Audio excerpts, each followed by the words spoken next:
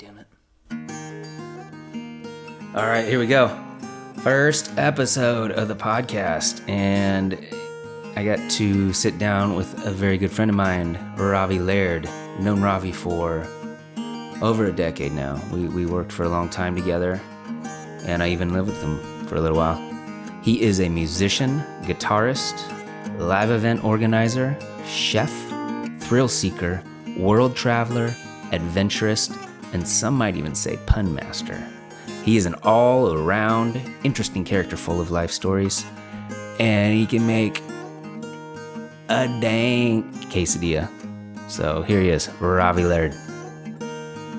So, do we have a format for this thing? No. Are you doing some interviewing? Are we just gonna? We're just shooting it, man. All right, we're just nice. talking. I like that. It's a little different this time because we're not at your bar. Yes. Oh, speaking of the bar, my bar stools, as you know, it took me months to find those 4 matching bar stools on Craigslist. Mm-hmm. And for those of you who don't know my bar, it's they're these really cool, like black leather that has this stitching going across it, and they have a silver kind of round base that goes up a pole, and it's got a little footrest on it, and they swivel all the way around, and it's got a lever underneath the right side with a hydraulic in it, so you can lower it and raise it. Well, the hydraulics broke on these bar stools, and it leaked all over the round base. So now it's all it's slow. So I have to keep cleaning them. And so finally, I was just like, okay, the third one's going, the fourth one is rickety, and it's not long before they're just going to be shot. So, anybody want to buy some bar stools? So all 4 of them are toast? Pretty much. They work. I'm probably actually going to resell them on Craigslist for a lesser price as just a lower bar stool. Mm-hmm. But I decided that it was time to start looking for new bar stools because, it took months before to find 4 matching ones. And I was like, man, I have to do this again. I have to constantly scour Craigslist looking for 4 matching bar stools. Mm-hmm. I was on there 5 minutes, and I was on the second page about halfway down, and lo and behold, I find these really, really awesome dark stained mid-century heavy-duty wooden tiki style bar stools. Mm-hmm. And there was 8 of them matching. And I was like, oh, cool. And there's these pictures, and it's showing them lined up. It looked like some kind of business or something. Mm-hmm. So I texted, and the guy got back to me. It had been, I think, several days, so I wasn't sure they were still going to be there. But the guy's like, yeah, I got them, So he's like, we set up a time, and they're so nice. I was like, these are going to be really expensive. Mm-hmm. But the guy was like, or the ad said, if you want 2 of them, it's going to be, if you want only 2 of them, it's going to be $150, mm-hmm. For the pair. And I thought that's actually still pretty good. I thought they're going to be maybe even over $100 a piece, but probably $100 a piece. Mm-hmm. So the thing was, if you wanted 4 of them, it was only $250 or $200. Mm-hmm. If you wanted 6 of them, it was $250. And if you wanted all 8, it was $300. So I was like, yeah, 300 badass bar stools. Oh, can I say ass? Mm-hmm. Okay. Say whatever you want. 300 badass bar stools. Not 300 bar stools, $300. Yeah. For some really, really awesome bar stools. Oh man, if this is going, I can show you a picture. Actually, I took a picture after I got them set up in my bar. So if you're watching, so you already this, bought them? Yeah. So if you're watching this, you can actually see. Here's what they look like. Oh yeah, dude, those are nice. Yeah, and you got the 6 across the front, yeah, and then the 2 on the table. Yeah. So here, we'll let you check these out. Here. Oh. Here. Yeah, dude, those are nice. Yeah. So You can put that on pause if you want to see how awesome my bar is. I got the Asteroids machine over here, and just about every... I got lots of booze. I've been building it for probably four years now, I want to say. Mm-hmm. Something like that, maybe 3 years. The bar? Yeah. You've had it for longer than that, haven't you? I'm not really sure when I first started stocking it, but it's pretty awesome now. I have like I probably have 6 different kinds of vodka and probably 6 or 7 different kinds of gin. Definitely probably 6 to 8 different kinds of rum. A lot of what I've personally imported, whatever, myself in my suitcases, stuff that you can't find here in the United States. And let me see what's next over there. There is kind of a smattering of mismatched stuff that doesn't fit on the shelf where the rest of it is. But I got a pretty good selection of rye. And then that like $400 or that 400-year-old bottle of Jameson.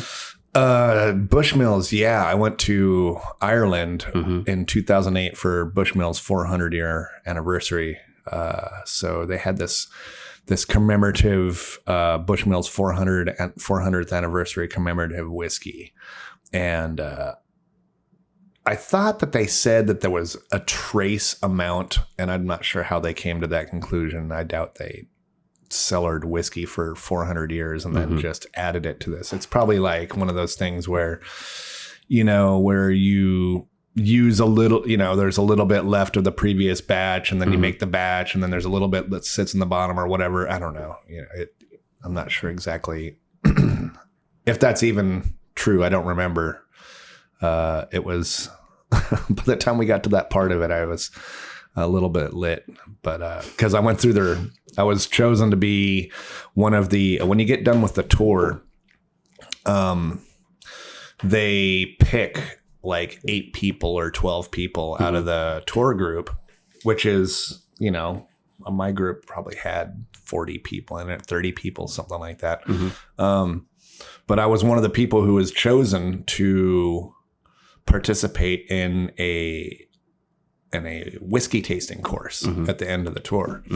And they basically went through and you tasted like Irish whiskey and Scotch and some American whiskey. I think it was probably a whiskey and a bourbon or something like that. But by the time the course was over, you were able to distinctly tell the difference between Scotch and Irish whiskey and bourbon and whiskey. And it was a pretty cool course. And I got the certificate and all that stuff. Kind of like the Pepsi challenge, right? Yeah. It was blind tasting, at the end of it, so, which was really cool. Everybody there could tell the difference?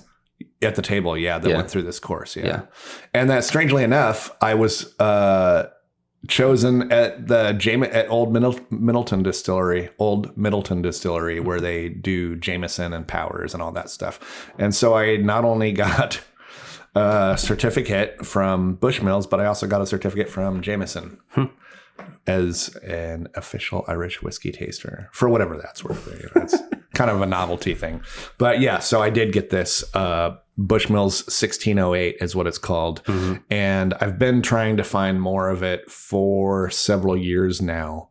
And I found a bottle in San Diego, but when I went back this year, they had just got rid of it. They just shipped it out. So I was a little late, which is a bummer because I think it was only $130. That's what it was a few, like when I saw it last or found that it was there. And then the last, because I've been looking for companies online that will ship booze through the mail somehow. And the last company that had it, they sold their last bottle in the $500 and something range. about 2 years ago. So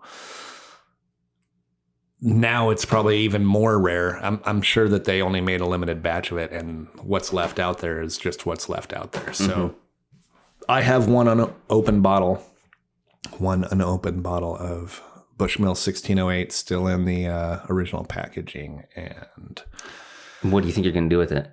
Well, I was thinking about mixing it with some really sugary mixer and lighting it on fire. And just kidding. I'm planning on saving it for some special occasions, like if for some reason I was to get married.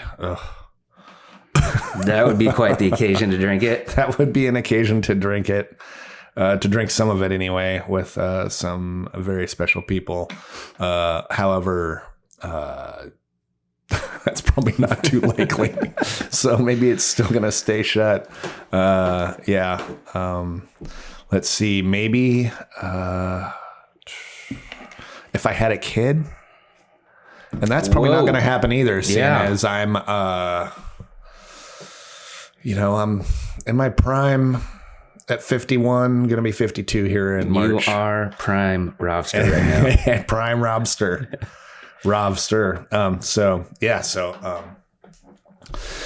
I love to travel. That trip really kind of sparked my travel bug. Not that I didn't enjoy. I mean, I've always liked. I followed the Grateful Dead around the country when I was a kid, and then I followed Fish around too. But it wasn't until I got a passport and went to Bushmills. I had this really awesome girlfriend at the time.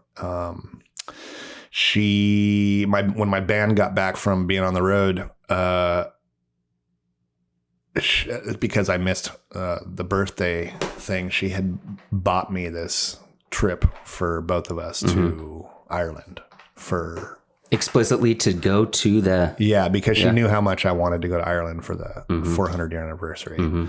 So that was really cool. And then I loved that we got to spend 3 weeks there. So we basically got in a car in Dublin and drove counterclockwise around the island. And it was pretty awesome. I think we kind of missed part of the southern end of it because we were running a little short on time. We did take an excursion from the west side. I don't remember whether it was... I'm trying to remember where Blarney is. But we did take a side trip away from the coast to go to Blarney. And I kissed the actual Blarney Stone. It's really cool because you have to lay down on your back and lean over the edge of this castle, which is like a 200-foot drop or something like that, 150 feet. I don't know what it is. It's pretty high and a little nerving, but they have people that hold your feet. And then there's these poles that you have to reach up behind your head. And I said, which one is actually the Blarney Stone? Is it the one everybody's kissing? Because the guy kept going, oh, that's not the right one. That's not the right one. But, whatever. They don't know. And so I was like, I heard you saying that they're not kissing the right one. Which one is the actual Blarney Stone? And the guy's like, oh, it's actually the one below the one that everybody's kissing. It's like further down, but people don't want to stretch out over that far down. I'm like, I'm getting the actual one, So I went way over, and it was, I was holding on for dear life to those poles, and the guy had my feet, and I actually kissed the right one, and there's pictures of it and stuff. You would think like the rock would be worn away a little bit if people have been kissing it for hundreds of years. Yeah. I don't think it is. No, I don't think the wear and tear from people's lips over the time has really worn it down. There's no divots or indentation in the rock. And that's why people didn't know which one to actually kiss, yeah? Probably. Yeah. You probably don't know the story behind the Blarney Stone. No, I was going to ask you that. Strangely enough, you're getting a good taste of the result right here as we're speaking, because the Blarney Stone gives you the gift of gab. Oh, yes. You don't say. Yes. And I don't remember the exact thing, but it was like carried in these, this jester, I think it was bringing it to this king's court or something like that. And the king I think he was displeased with some stuff, and somehow the Blarney Stone was introduced, and so it made everybody talk, or it made the people who were, I don't know if they touched it or what. I don't think they were kissing it, but somehow it got this mythology based around it, and it was eventually, I think it was stolen and smuggled, and then to hide it, they put it high on this castle as part of the castle. I see. And so it's of a size that you could move. It's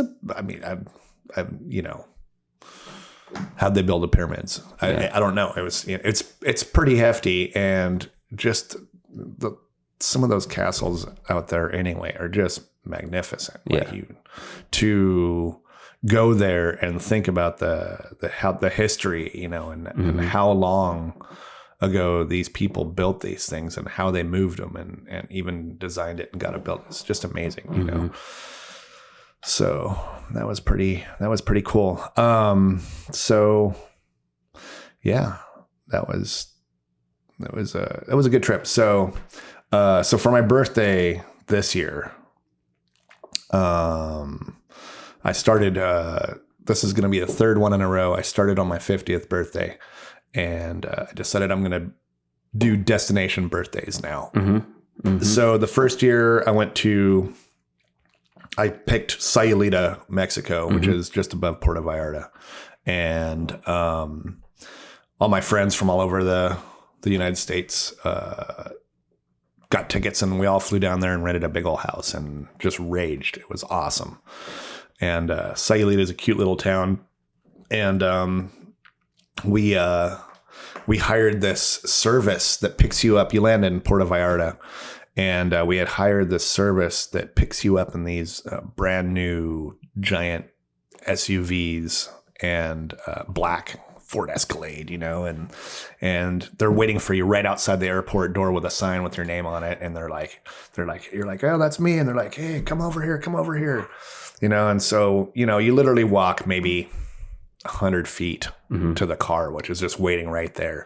And they're like, bienvenidos, welcome to Mexico, welcome to Puerto Vallarta, you guys want margarita, but beer? And I said, I'll take one of each, please. He's like, great. So he gives me a margarita and a beer, and we all get in, and everybody has their drinks, and away we go for the 45-minute drive north to Sayulita. Yeah, it sounds kind of hidden away and not well known. I've never heard of it. Yeah, it's a cute little town.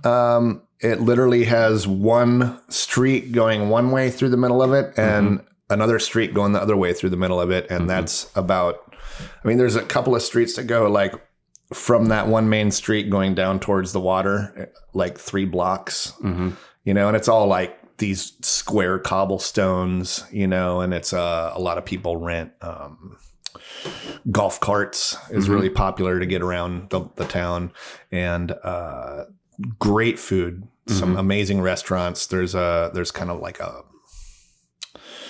a park plaza at the one end of town, and if you take the road in your golf cart up and over the hill, there's what's called Playa Los Muertos, the Beach of the Dead. And the reason that is because right up on that hill, there's this really, really amazing graveyard cemetery. And they have these incredible statues. It's in this like jungly area, and they have these statues and these amazing like crypts and just really, really well decorated, and it's just an amazing thing that goes up onto this hill. It's just a spectacle. It's really cool to go there and just check it all out. And the place has got, iguanas crawling all around through the trees and stuff. And then you go down past that and to the right, and then you come out on this little teeny sliver of beach. Maybe 50 people with a blanket could be there, maybe 100. I don't remember. It's not super huge, but it's not, it's cozy. Yeah. And so there's that. And that was my second time there. I liked it so much that I wanted my friends to go there. So you're saying this is where you're gonna go every year? You're gonna go to a different place each year? That was the first year. That was my 50th. And then for my 51st, I wanted to make it so that people who didn't have passports could come out. And so I was like, okay, someplace here in the States, someplace that's special to me. So I went up to Long Beach, Washington, where, have you been there? Long Beach, Washington, on the coast? Yeah. I don't think I've ever been there. If you drive out to Astoria, there's a 4.5 mile long bridge. Oh yeah. No, I've been on that. Goes over the Columbia River, the mouth of the Columbia River, where it opens up into the Pacific Ocean. And it goes way up high where the boats can go under it. And then it goes back down close to the water. So you're literally, it looks like you're driving almost on the water for a good 3 miles. Yeah. It's long. And then, so if you take that to the left and then you go out, there's this really, really awesome place called Long Beach, Washington. And you can drive on the beach there. I think the speed limit's like 30 miles an hour or something like that. And you can literally drive and drive and drive and drive and drive and drive. And there's nobody there. It's just wild area. But you can stop and get out and look. And as far as you can see in both directions is just the beach, So did you camp there? Well, there was a place called the Adrift Hotel. So my band, Tapwater, I'm in a new band now also called Lucky Boku. But my Tapwater is my main band. Tapwater played both nights, and people flew into Portland, and then we all went out to this place called the Adrift Hotel. And so we played both nights and partied. And I think maybe we overdid it a little bit, or they're under a new ownership, so they didn't really understand. I don't know how they couldn't have. They hired a band to play, and they have bands play. Yeah. But for some reason, they told us that we were too loud, I think. And we're not a rowdy band. We're kind of like an Americana country rock, but certainly not heavy. It's was it like a curfew thing? Maybe apparently some people had complained, but we brought all these people there and made the hotel a ton of money, and they, and I guess that doesn't matter, but it's neither here nor there. But they just basically said, you know what, just stop playing. We're gonna pay you. Here's your money. Just stop. And we're like, and all of our, like, we had packed the place. It was packed. And everybody was there to see us, and they're like, what? Yeah. Why are you making them boo? Why are you making them stop? And then, so people were calling to the office and complaining, and they're like, hey, we came all the way out here. We bought plane tickets. We did all this. We're bringing money into your hotel, and like, what's the deal? And this was in Long Beach, or this is in Portland? In Long Beach. Yeah. And So then what? You just we stopped. We stopped and just went and pretty much raged in our rooms, because we had so many of the rooms were rented out, and we just kind of partied in the rooms, and then I guess that was too loud. And it was really cool though, because I had a buddy out who I used to produce music festivals with.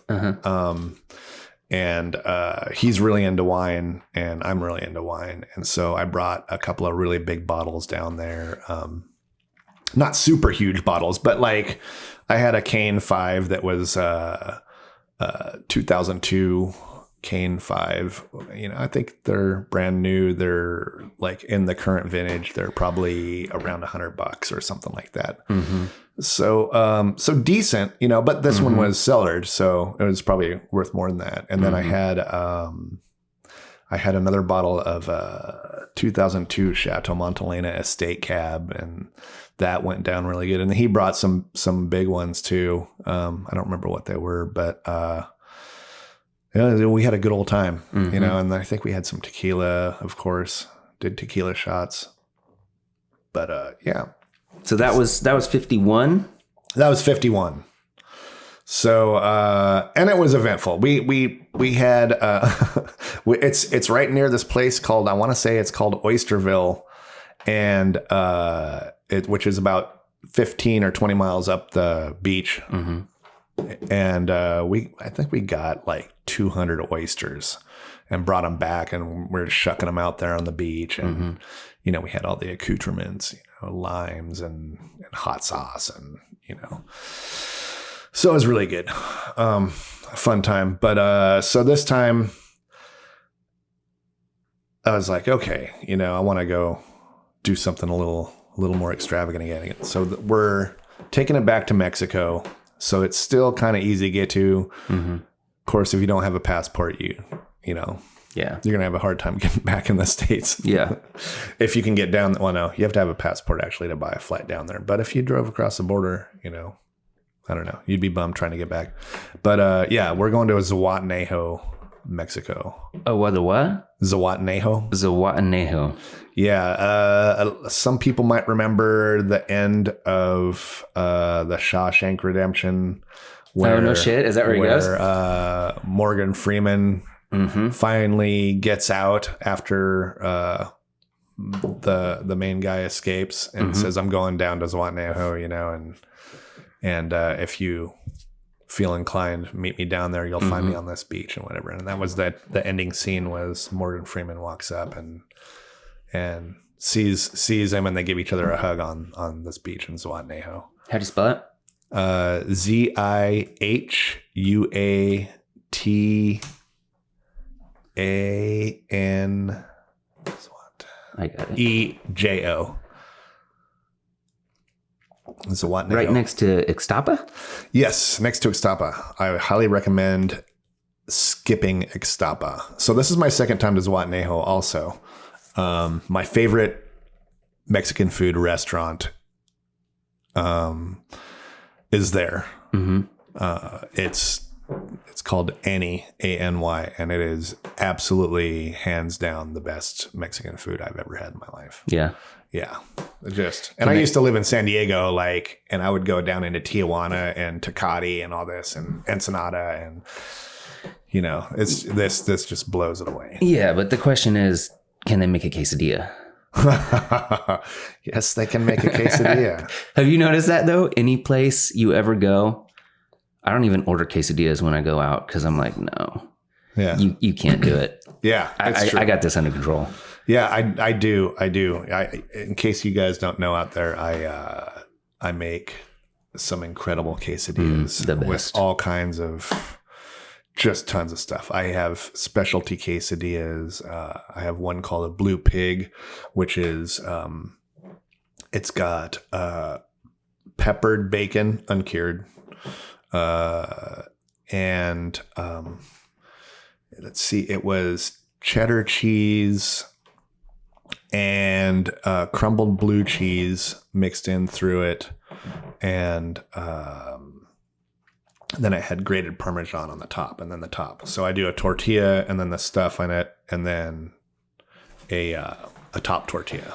Well, and the thing that was always different to me is the amount of time that you put into it in terms of cooking. I always cook mine in 3 minutes or whatever, but you simmer that boy low. I do it on really low heat so that it slowly melts the cheese and it doesn't burn the tortilla. Yeah. And when the cheese gets hot enough and it pulls out the oils in the cheese, it cooks everything else that's in it. So like I have, sometimes I'll go and I'll have cooked chicken that I chop up or whatever, and all this stuff, broccoli or onions or whatever I'm going to put in the quesadilla, and if I'll take it out of the refrigerator. Sometimes I'll just look in my refrigerator and I'll be like, oh, I have this. I can make this. Sometimes I've put macaroni and cheese in my quesadilla. Mm-hmm. I've done that for my kids. Yeah. Yeah. It's, there's all kinds of good stuff you can put in quesadilla. Mm-hmm. I make a Southwestern style quesadilla that's got chicken and broccoli and corn and black beans and smoked paprika and garlic, Yeah. You can put anything in these things. But if you're taking it out of the refrigerator, that stuff isn't going to get hot in 3 minutes. You know what I'm saying? So like I do it slow, and all the grease, it starts sizzling inside, and it just heats everything up and cooks it literally inside the quesadilla. And then I have this clever way of getting it flipped over, because the quesadilla tortilla, open face tortilla with all the stuff in it and another one on top of it, is pretty much the size of the pan. So, if you take a spatula and get it under there, it's so hot that it just folds right over the spatula. Yeah. So I started taking a glass plate and turning it upside down over the top of the pan and the quesadilla. And then I pick the pan up and I put my hand on the plate and then turn the pan upside down and then lift the pan and put it back on the fire. And now the quesadilla is flipped over on the plate. And then I simply slide it back into the pan to get the other side done. Yeah. That's experience. Yeah. And it comes out nice and golden brown. I don't use any butter or anything like that on the pan or the tortilla. You don't put anything in there? Not on the outside, no. No, sometimes I put butter in there. Sometimes I don't. Yeah. Yeah. Yeah. My mom likes to put butter on the pan, and it kind of makes that crispy kind of outside. But I find that the tortilla on low heat, it browns it, and it gives it this really cool, like marbled toasted kind of look to the outside of the quesadilla without having to use the butter, which, it's not as fattening. There you go. Not that I'm really worried about too much about saving calories, man. Yeah, save some calories. That way you can have a bigger helping of ice cream afterwards. I know. When you were kind enough to let me live there for that stretch, that was fun. That freezer in the garage with the 14 half gallons of ice cream. I've never seen that much ice cream before. When it goes on sale, I just, I'm like, wow, $2.50 a carton. Might as well. And it's for the dryers, which, unfortunately it's a Nestle product, Nestle bottom. So I've been really feeling conflicted about buying it. But you ever get Tillamook? I had to get one of each flavor. Yeah. Yeah. I have done. Tillamook makes some great ice cream. They make some really good ice cream. It's the full fattening, there again, fat. But the dryer slow churn is it's super creamy and rich, and it doesn't taste like low fat ice cream, but it's half the calories and half the fat and all this stuff. So it's really super good. But yeah, so when it's on sale, I'll, for $2.50 a carton, I'll buy 20 of them. Is there a freezer completely full of ice cream out there? Right now, I would say I probably have 10 different flavors or so. I really like chocolate chip mint, and I like caramel ribbon stuff in it, or the candied pecans or nuts, that kind of stuff. Chocolate covered nuts also, or like the peanut butter cup chunks. Yeah. Oh man. Yeah, that one's good. Yeah.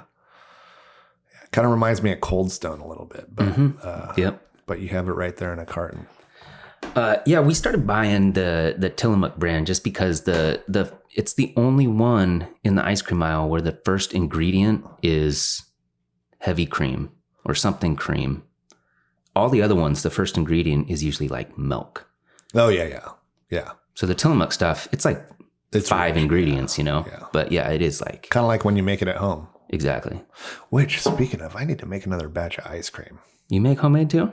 Yeah, I have. A few years ago, I got an ice cream maker from the person that owns the house. Mm-hmm. And so she knew how much I loved ice cream. And she's like, now you can make your own ice cream. Mm-hmm. And we made a really awesome batch. It was a strawberry banana ice cream was the first batch we made. The only batch we made, actually. I don't know why I haven't made more ice cream. It's it just tastes so good. Yeah. It just doesn't last as long, right? I mean, it's in a freezer. See, it seems like the only place I've ever had it is my parents have one and they'll make it. And it seems like it never lasts very long for some reason. If you can keep it, I think part of the reason mine lasted is because I would put it back in the deep freeze once, So, I mean, it froze solid. Yeah. And I was like, okay, well, that's not going to go bad. Yeah. unless the freezer unplugs. But yeah. Yeah. No, I mean, the other reason it never lasts very long either is because there's always 15 people around and it just gets destroyed. Yeah. Because the container's only... Yeah, it's really small. Yeah. I don't even think it's a half gallon. Mm-hmm. It might be, maybe. It's probably a few pints, but it might be 4 pints. Yeah. Which is a half gallon. So you mentioned a minute ago that there's something else going on besides Tapwater. What's up with that? Oh, I started in this band about a year ago-ish, a little less than a year ago. It's called Lucky Boku, and kind of a Cajun Creole country-ish kind of thing. We do a lot of covers, JJ Cale stuff, not all JJ Cale, but just, a lot kind of like in that vein, do Fats Domino tune. It's really fun. It's a lot less strict than Tapwater. Tapwater is very, very written out and structured, and all the parts are pretty strict parts. Melodies are consistent throughout every time we play it a lot of times, and I mean, there is some room for improvisation, but with Lucky Boku, the band leader, his name is Matt Voth, and he will just be jamming, and it won't even be the same person that takes a solo necessarily every time. It's just like whatever he's feeling at the time. He looks across the stage, he's like, go. And you're like, oh, okay. And then you never know, I'm used to, being in Tapwater where you take one for 8 measures or something like that. Well, and, it's very, you got this specific amount of time and then you're done. But with this, he's just like, if I stopped after 8 measures, he'd look at me like, what are you doing? Keep going, dude. You just started. You just started getting going. Yeah. So it's kind of, it's really fun actually, because I have to keep looking over and I'm like, am I still doing this? I've played 32 measures now and or whatever. So, and he's like, no, keep going, so, okay. And so I'll play it. And then the other confusing part about that is we have this keyboard player that used to play actually with Tapwater. And he said, this show was up in the air that I was producing in this barn. It was a barn dance. And I hired a couple other bands, and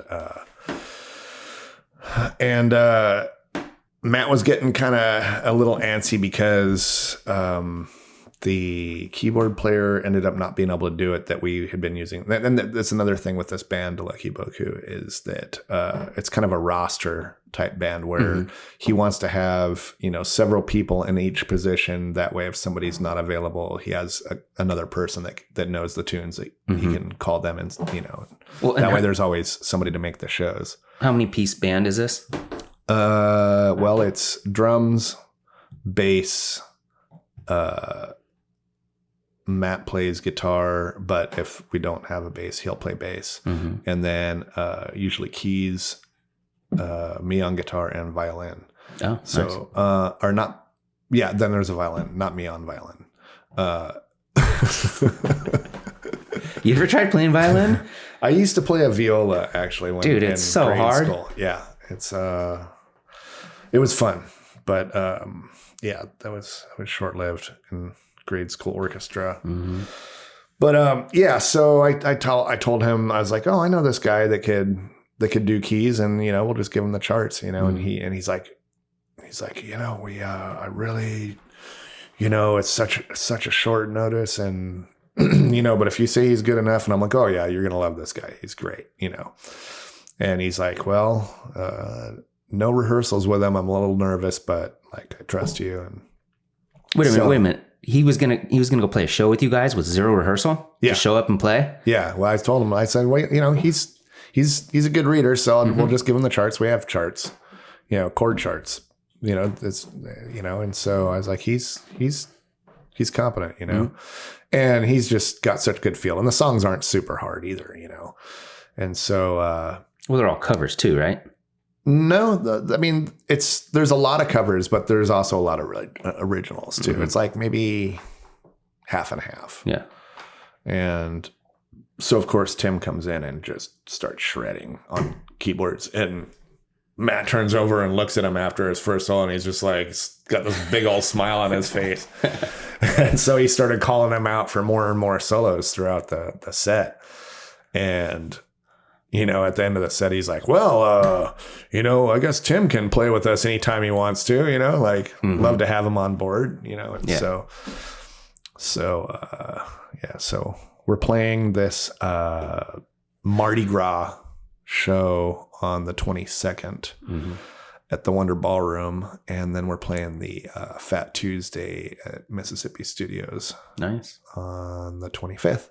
So not as much happening with Tapwater, just mainly these guys? Yes, actually, Tapwater, we are recording 3 new tracks for a new movie from Rush Sturgis. Whoa, that's cool.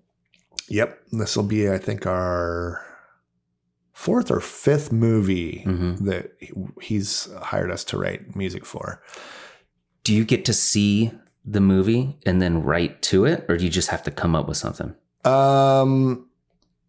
Rudy, our band leader, pretty much writes most of the material, and I don't know how much of it he actually sees. Rush kind of throws ideas at him about, I'm kind of looking for this kind of feel, and it's going to go over this kind of segment, and so I'm not sure if Rudy actually sees it, because at this early stage of development, the movie's like, I don't even think it's edited yet. You know, he's just got the idea for the clip, and but maybe some of it's together. Maybe he sees it.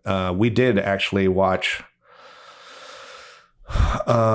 We watched part of the movie. We watched about the first half of the movie after rehearsal the other night, rehearsing these 3 songs that we're going to go. We're recording in a studio in Tacoma, Washington, just before I leave for Mexico for my birthday.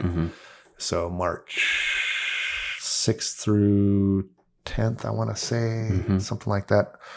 And then hopefully the movie's out sometime like fall or something. I'm not sure when it's going to be released. It's cool.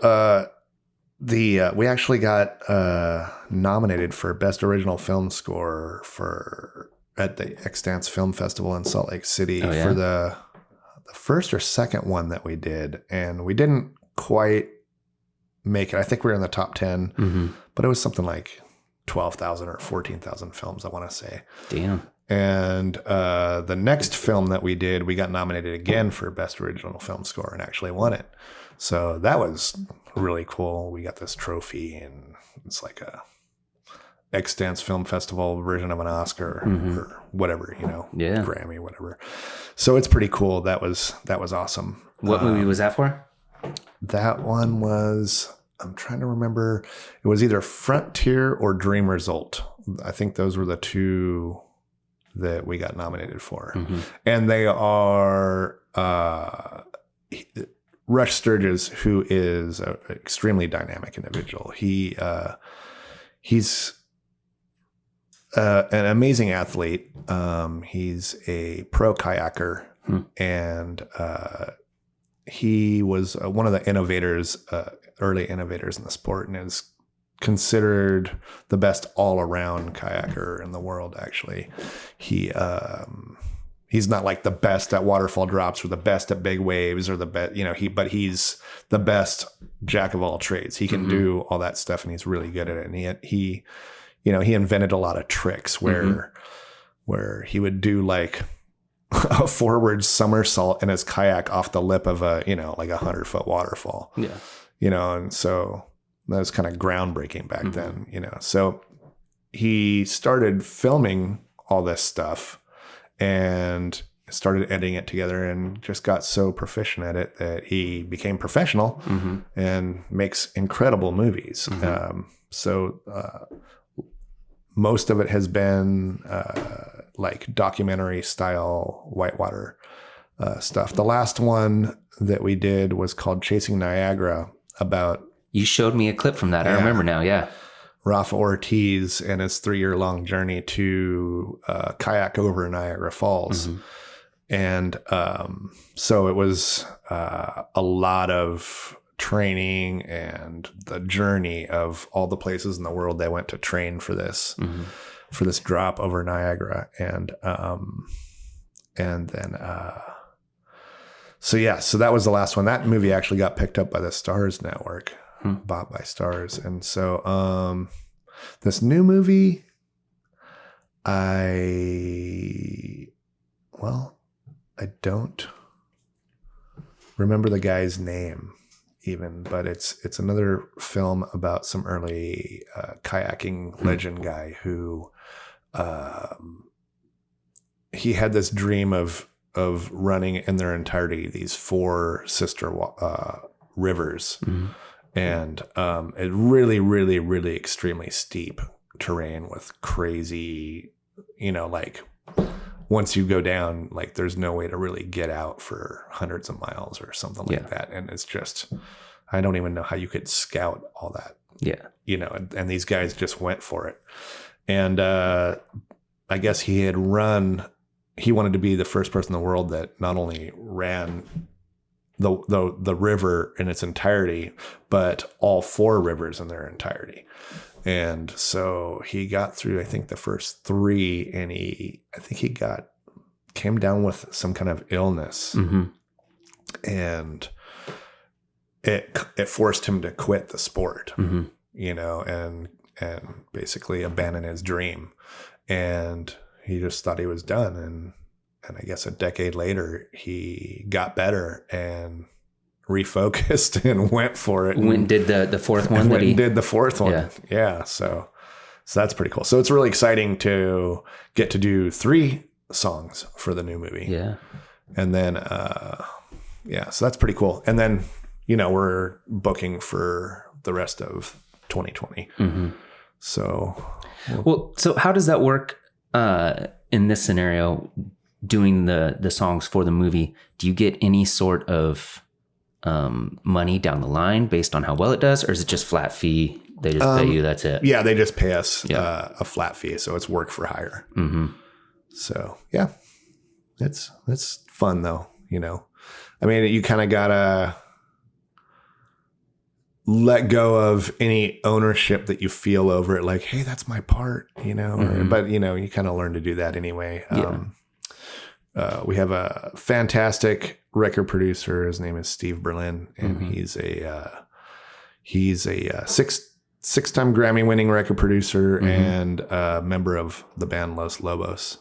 And he has been really instrumental, pardon the pun, with the just shaping the direction that our band has taken musically. And, he kind of showed us early on that, that thing with, being able to let go of something and not be so attached to it because, somebody that's on the outside looking in and listening, is going to have a different perspective than anybody who's in the band who's created this for sure, this work or song, so like being a work for hire with these songs for these movies, is, you're like, okay, cool. Well, I got paid for it. It's fine, and it's really fun to listen to it and watch the movie and hear your music and all that stuff. And, you still get a credit, but like with Steve, when he first came on board, the first record he produced for us was called Too Dark to Blink. And he agreed to produce it finally. He was saying he couldn't at first, but as he became involved with it, he's like, okay, I'm going to produce the record, but you guys have to let me do what I know needs to be done. There's going to be things that I'm going to have to chop and cut and edit, and there's to make it cohesive, to fit together and to make the songs the right length and all this stuff. He's like, but trust me, you guys have to let me do that. And you're not going to like all of it, but you have to let that be okay. And I remember the first time I heard some of the stuff they did, I was like, no, really? No, man.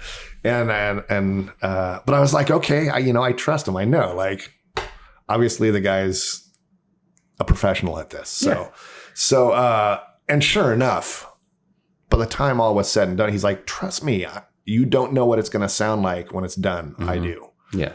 And sure enough, when that record came out, when the first time I heard it, I was like, oh my gosh, it was the most amazing thing we had put out yet at the time.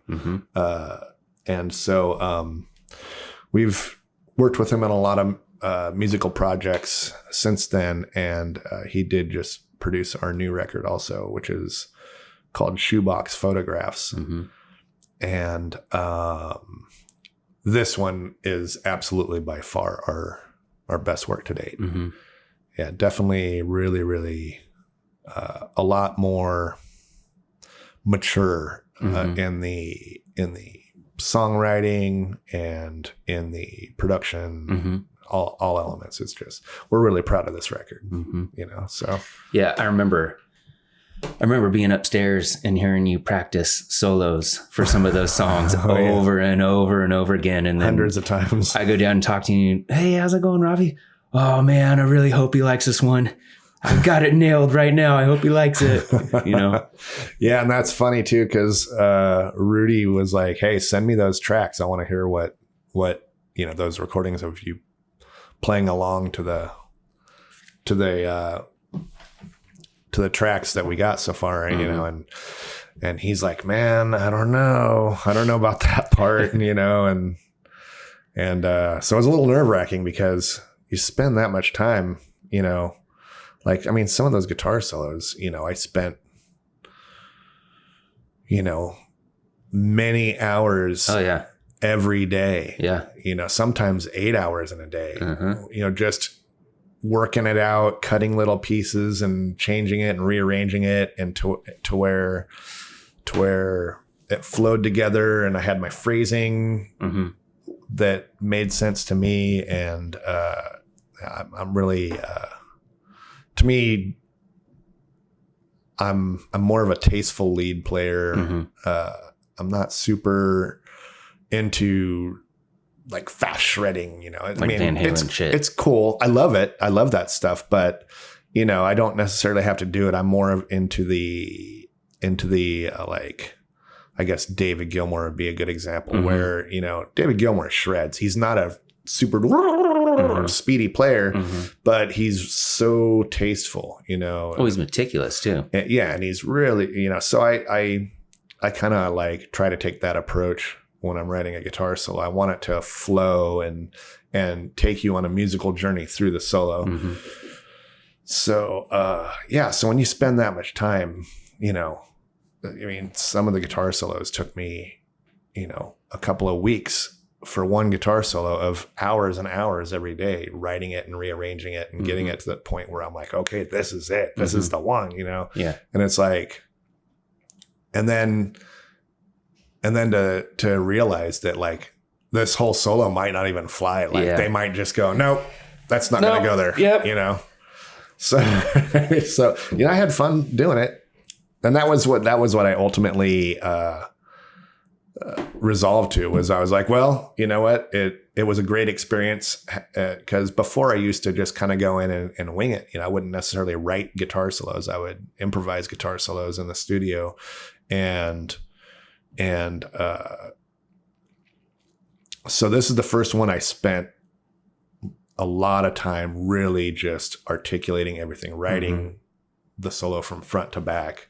And actually, sometimes I wrote the solo from the middle to the front and then finished it. Yeah. But, it's the first time I took this approach for a record. And somehow every guitar solo made the cut for each of the songs. So. You play them that way live too, right?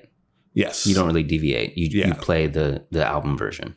Mostly. Yeah. I mean, I might do a little thing, or if I happen to slip up and get off of where I was, then I'll just improvise for the rest of it, and maybe I'll come back in and maybe I won't. There's certain things though, like outro runs, like the outro run to Home. Like it's just such, the whole thing just builds to that last run coming out of the solo up to that last note, that high note. I try to always do that just because it's so fitting and brings the whole thing back into the to the song again, So that's pretty cool. And you still have a drum set? I do. Yeah? I do have a drum set. You been playing it at all or anything? I bought it on Craigslist. Didn't take me 2 weeks or 3 weeks or a month or anything to find that one. There's lots of drum sets on Craigslist. Yeah. Although I did talk to our drummer and I was like showing him all the ones that I was looking at, and he's like, no, that's a piece of junk. That's a piece of junk. Oh, that sucks. And I'm like, oh, okay, well, no wonder they're $300, you know, or $500 or whatever. Yeah. So he finally found this. I found this one, and he's like, that actually might be a good kit. It was a maple shell kit, and it was an old vintage pearl 70s style kit, so it was a little bit smaller sizes on the drums, and so it had a kick, a snare, 2 toms and a floor tom, so 2 rack toms and a floor tom, and came with I could have upgraded. And it came with all the hardware for the cymbals. It came with 3 cymbals. It came with a crash, a ride, and the hi-hat, and some stands. And it's kind of funny. I went to the guy's house, and I'm not really a drummer.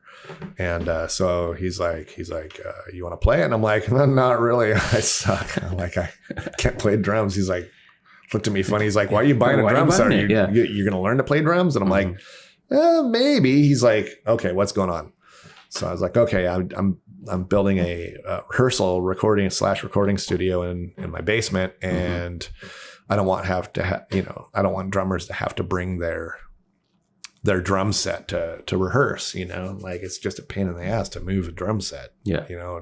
Break it down, load it all in the car, load it all back out of the car to the rehearsal space, set it up. And then at the end of it, you have to do that all backwards. You have to break it down again, put it back in the car, drive it home, take it out of the car and set it back. It's just, So I kind of did it the way I did in my bar. I slowly just over course of time, as I get the money for it, just buy a little thing here, buy a little thing there. And pretty soon, so now I have a bass rig and 2 guitar rigs and a drum set. And I got just got a new, but I just got a digital console a couple of years ago. It's a QU24 Allen Heath.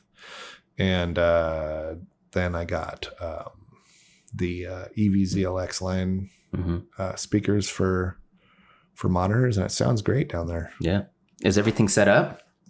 Well, that was the other trick is I'm sharing the space with myself. The layout of the basement down there, but the front half of the basement is the bar and the bar area, and the other half is the other space, and it's a home theater system. It's 5.1 digital surround that I installed, and I fabricated rigging so that I could hang the speakers up in the corners, and got this really awesome TV. It's just got a really cool 65-inch OLED 4K for the first time I've ever bought a Black Friday thing. Oh, dude, I did that a couple years ago. Yeah, that was an experience. Did you go to Best Buy? I did, yeah. And I got the best, the number 1 rated overall 4K TV of 2019. It's a LG C9, I want to say. What was the deal on it? It was, I've been researching for a few years now, cause I've been wanting to buy a really nice TV, and all the articles that I was reading is like, don't buy yet. Yeah. Wait a little bit longer. They're going to come down in price. And so they were like, right now, it's a 55 to 65 inch TV. You can get really, really awesome ones in about the 2K price range. And I was like, I don't want to spend that much money. Yeah. And I thought I was going to get away with not spending that much money. I thought I was going to get away with like half of that. And I was like, no, I'm only going to go, $800. And then I was like, okay. And I was looking out of all my research, I was like, well, this one is only, it's like $1,000, and which is still more than I wanted to spend on a TV. Yeah. But the more research I did, the more I just dug myself into this hole, and I'm like, well, it's got to have HDMI 2.1 because it does, 48 gigabytes a second of transfer, and it'll last into the future because it'll handle 4K and 8K and 10K resolutions and all that stuff. And it, supports Dolby Vision and all the new formats and stuff. And then I was like, man. And it's OLED.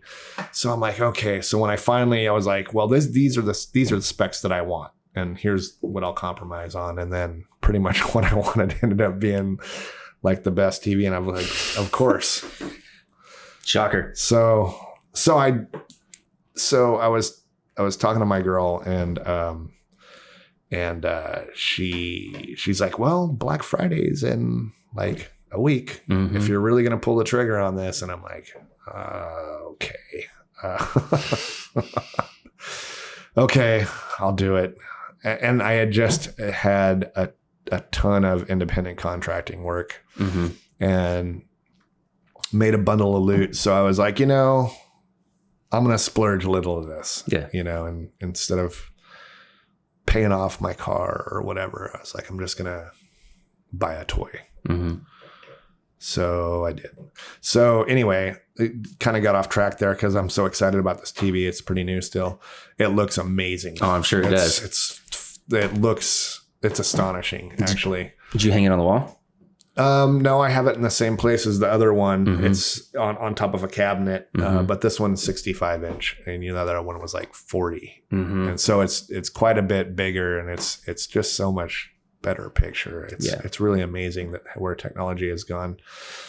But So the idea was, getting back to our conversation, the idea was to take this other part of the room, because obviously you can't really hybrid the bar room. You know, I mean, I'm not going to be able to move an old 80s arcade machine around. Yeah. They're so heavy.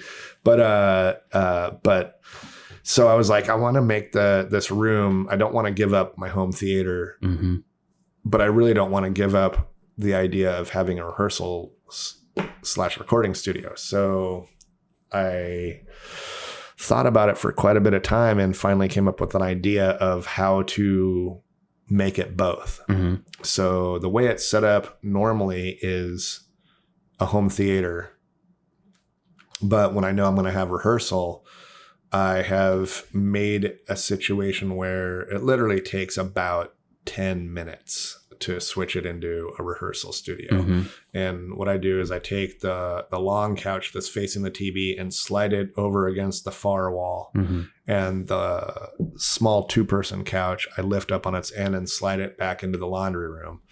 And the drum set just lives right behind that little couch anyway against that wall. So it's already in place. It's already set up? It's already set up and ready to go. And the monitor that's facing it is already set up. All the wires, all the cabling for the mics and for the monitors and the electricity for all that stuff is pre-wired and ran under the carpets. So it's literally plug and play. And the monitors sit nestled in a little nook where you don't really notice them when it's a home theater, but you can easily just grab a monitor and set it right down on the floor in front of the spot that it goes. And you do that with each of the monitors. And then the wires are, hiding under the couch. And I put the soundboard on the bar table and just lift up the cables and plug it all in and patch it. It's ready to go. That's pretty awesome. Yeah, it's a good idea for a hybrid until I get into a situation where I'm not renting out other rooms upstairs, or unless if I move into a bigger house and have more rooms where I can actually have a recording studio and a rehearsal space that's its own thing, and another room that's a home theater, which that would be ideal. But right now that's just not where I am with things. So does everybody typically come over and play there then? You guys have another space too? Yeah. Well, we used to practice at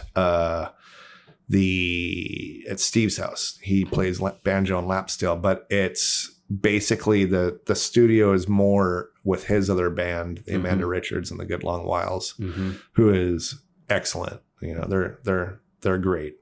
They're just a fun country band. And not just country. She's a very unique writer and does some really amazing lyrics, and you just got to check her out. She's awesome. And so that's where their band practices. So, she was cool with us going over there and rehearsing because Steve is her roommate. And so I think Steve had bought a drum set also off of Craigslist that lived in that studio, which is where I got the idea to just buy a drum set from Craigslist.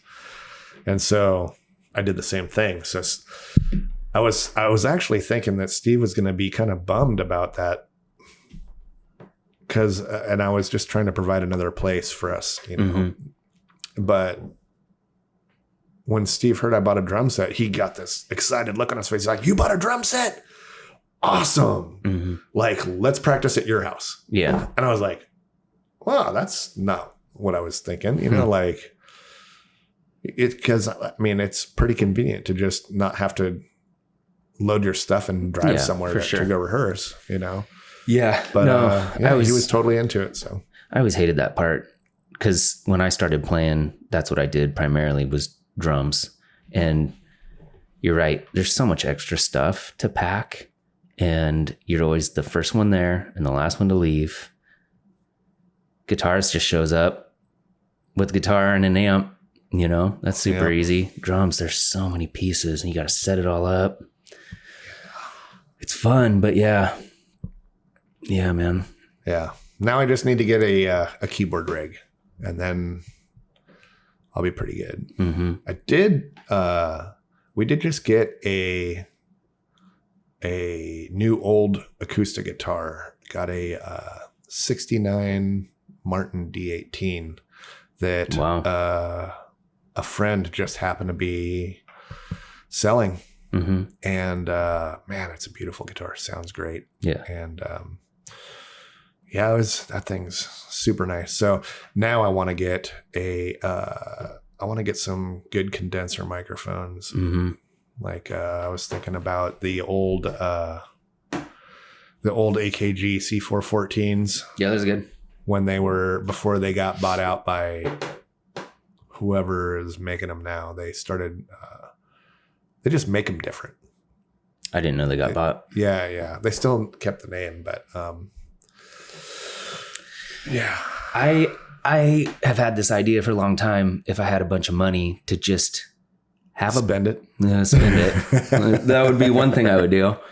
But if you could own a building with multiple floors and there were just like little compartments, and it had like a garage door that opened or some sort of locking mechanism, it'd be cool to rent space to bands so that they could have, essentially a practice area where their stuff wouldn't get stolen and they could be as loud as they wanted to at any time of day, Actually, for many of the formative years of what became Tapwater, which was Steve and myself are the original members that still exist from way back when it first started, which was in like 96, something like that.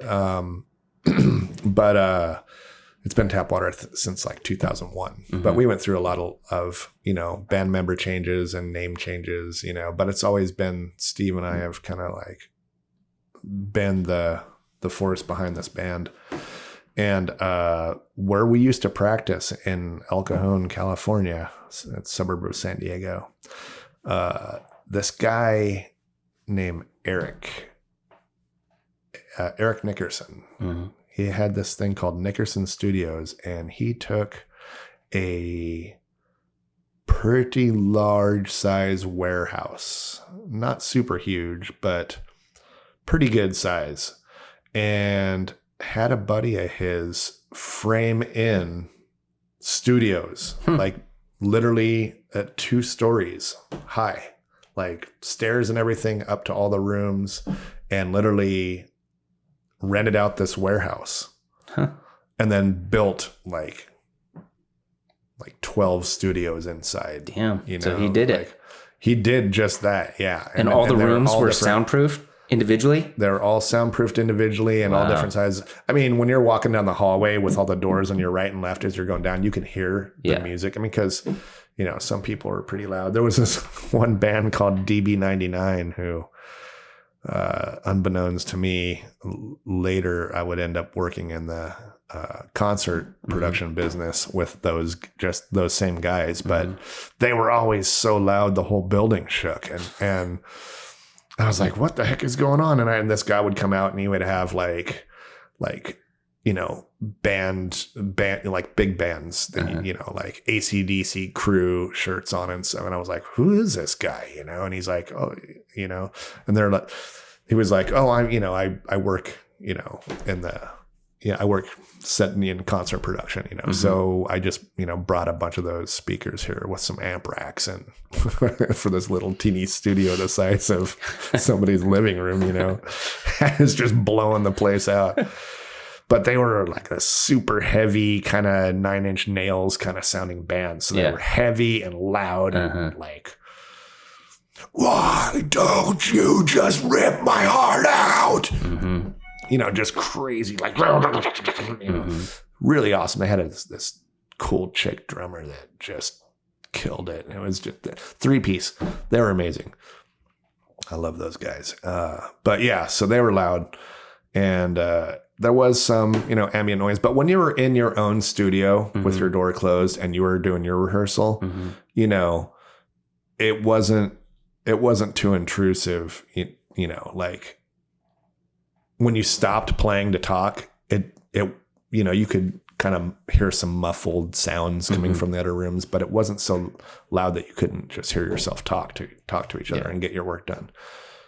So that's pretty cool. Huh. That is cool. I've never heard of somebody that actually did it, because it doesn't seem like it would be very lucrative, because you're not going to get much money from a bunch of bands. You know what I mean? Well, a few $100 a pop. Yeah. It's definitely, I think he made enough money to support himself, because what do you mean? At the time, I think you could probably rent a house or an apartment for like $500 or $600 a month. Yeah. And if he's making that off of 2 studios and he's got 12 of them. Yeah. Plus he's got to pay the warehouse rent. I'm not sure what he paid for that warehouse. The question that I always had in my mind about that situation was, what happens if the rent goes up and you decide you don't want to pay the new price of the rent? Yeah. Then you got to do all this demolition of this. This is serious framing and rooms. I'm sure that it had to be, maybe it wasn't permitted. I don't know. When you walked in, it in no way resembled a warehouse at all. You walked in the front door and there's a teeny little foyer, and then this long hallway that just took off straight back. And then I think there was stairs that went off to the right. And then when you went all the way to the back, and it made a left turn, and then there was other stairs that came up that side and went around to the upstairs room. So both stairways went to the upstairs set of studio rooms, and then his office was up there also. So that was what he did. That was what he did. He didn't own any other real estate or anything. He just managed that place, basically. Yeah, he probably bought a house and did something. I don't know. He's a smart guy, He was definitely a business minded guy, and he was cool enough to be lenient, to not screw the bands if they didn't pay rent on time, because that's probably pretty tricky. Yeah. But also was strict enough to say, okay, enough is enough. You guys, you got to pay up or go. Yeah. So, but I think most bands were pretty cool with him, because he was cool with them. And, I think most of the people paid fairly much on time, so, but, he would just tape a notice to your door, fold it in half, and say, hey, rent's due on the 5th. It's the 7th, come on. So. You ever miss San Diego?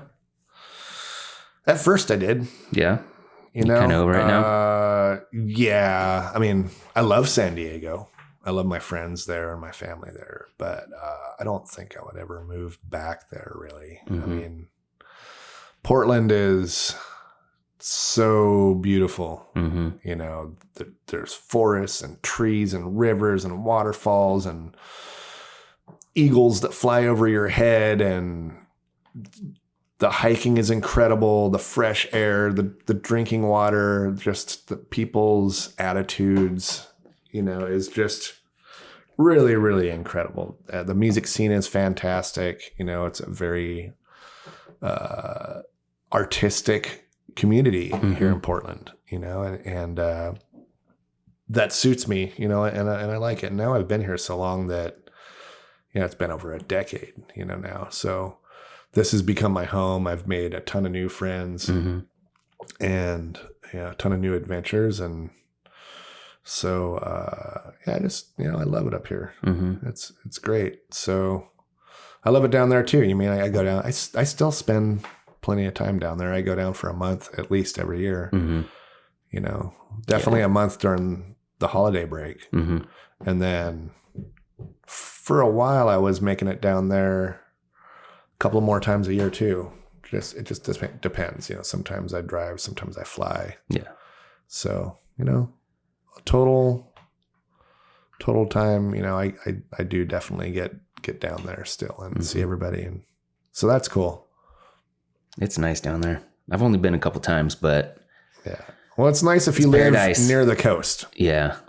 If you don't live near the coast, it's not paradise. You said it's like super hot out there, right? Yeah. Like you get more than like 5 to 10 miles away from the coast, and it's just scalding. Yeah. And I don't remember it being that bad when I was young, but it certainly is now. Like out where my house is in Santee,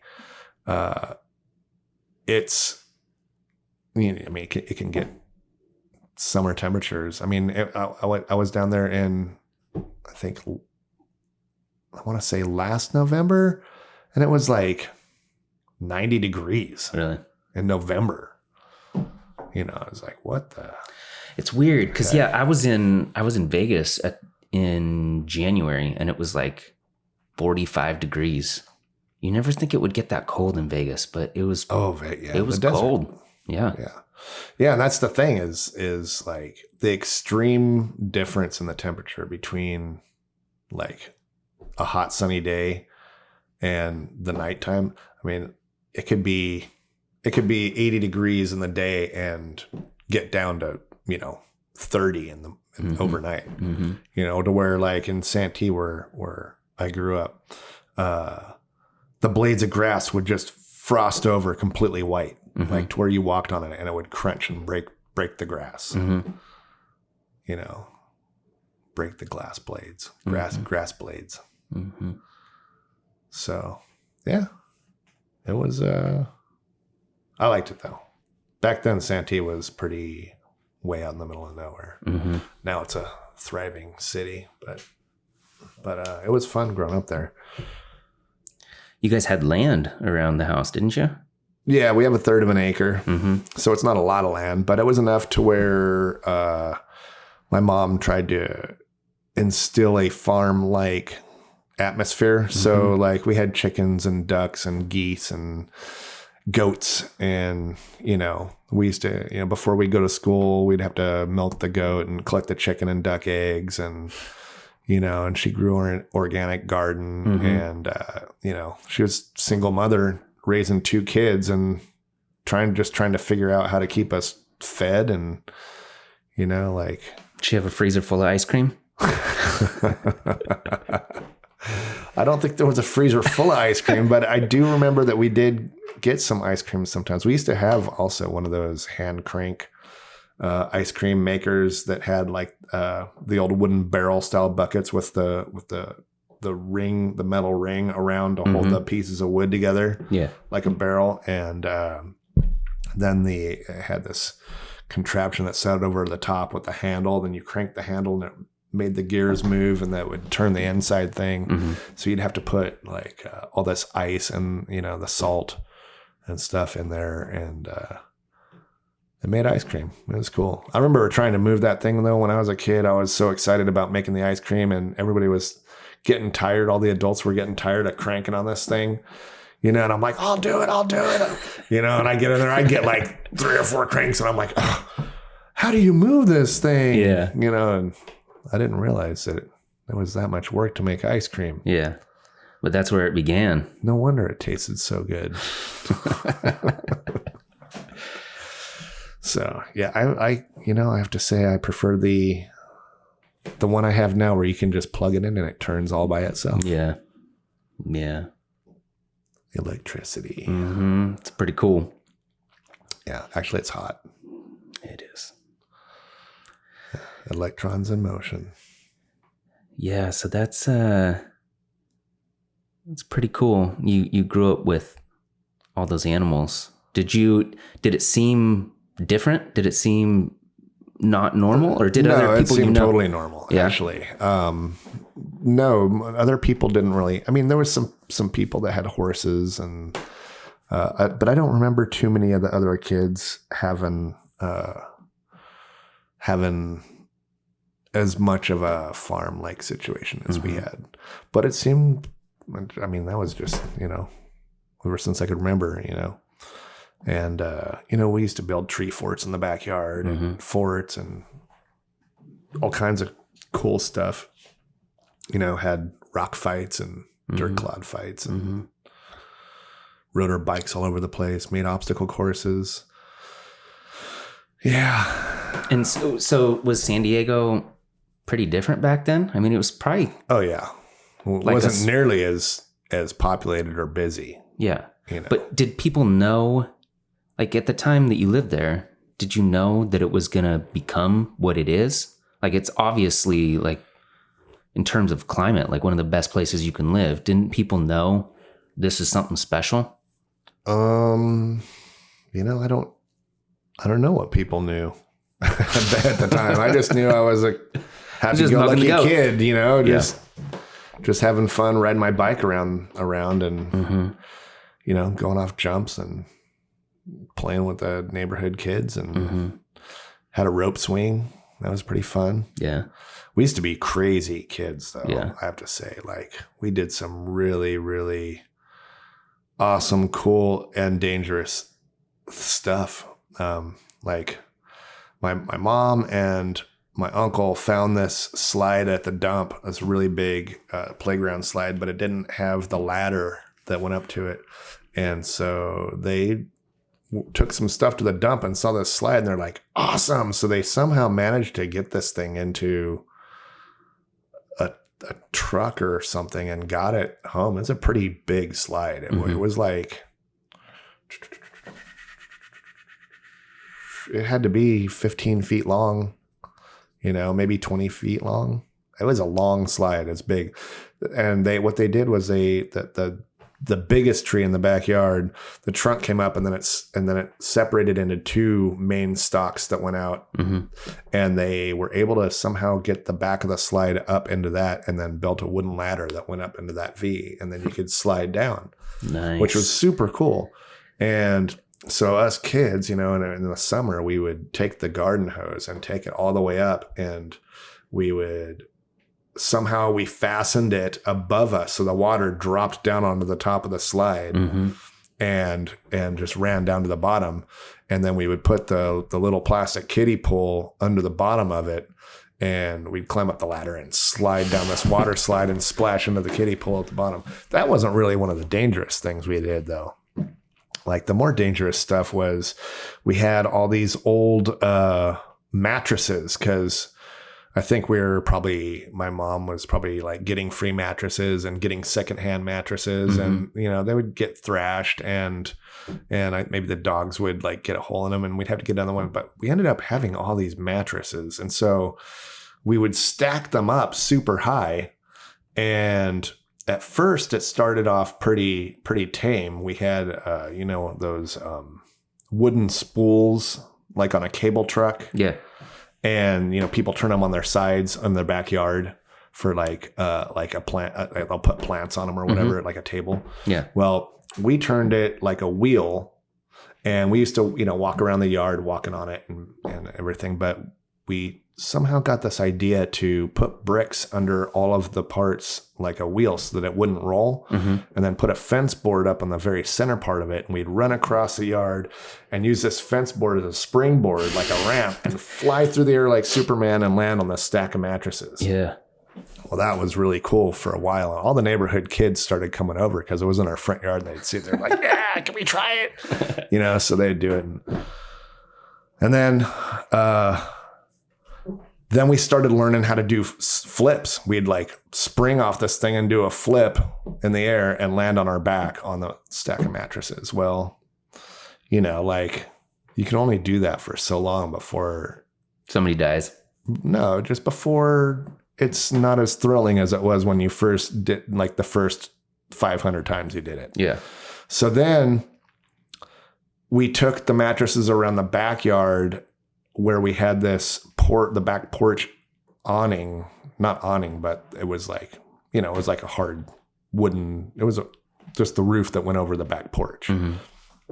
And so we started climbing up on the back porch roof and jumping off of that like Superman onto the stack of mattresses.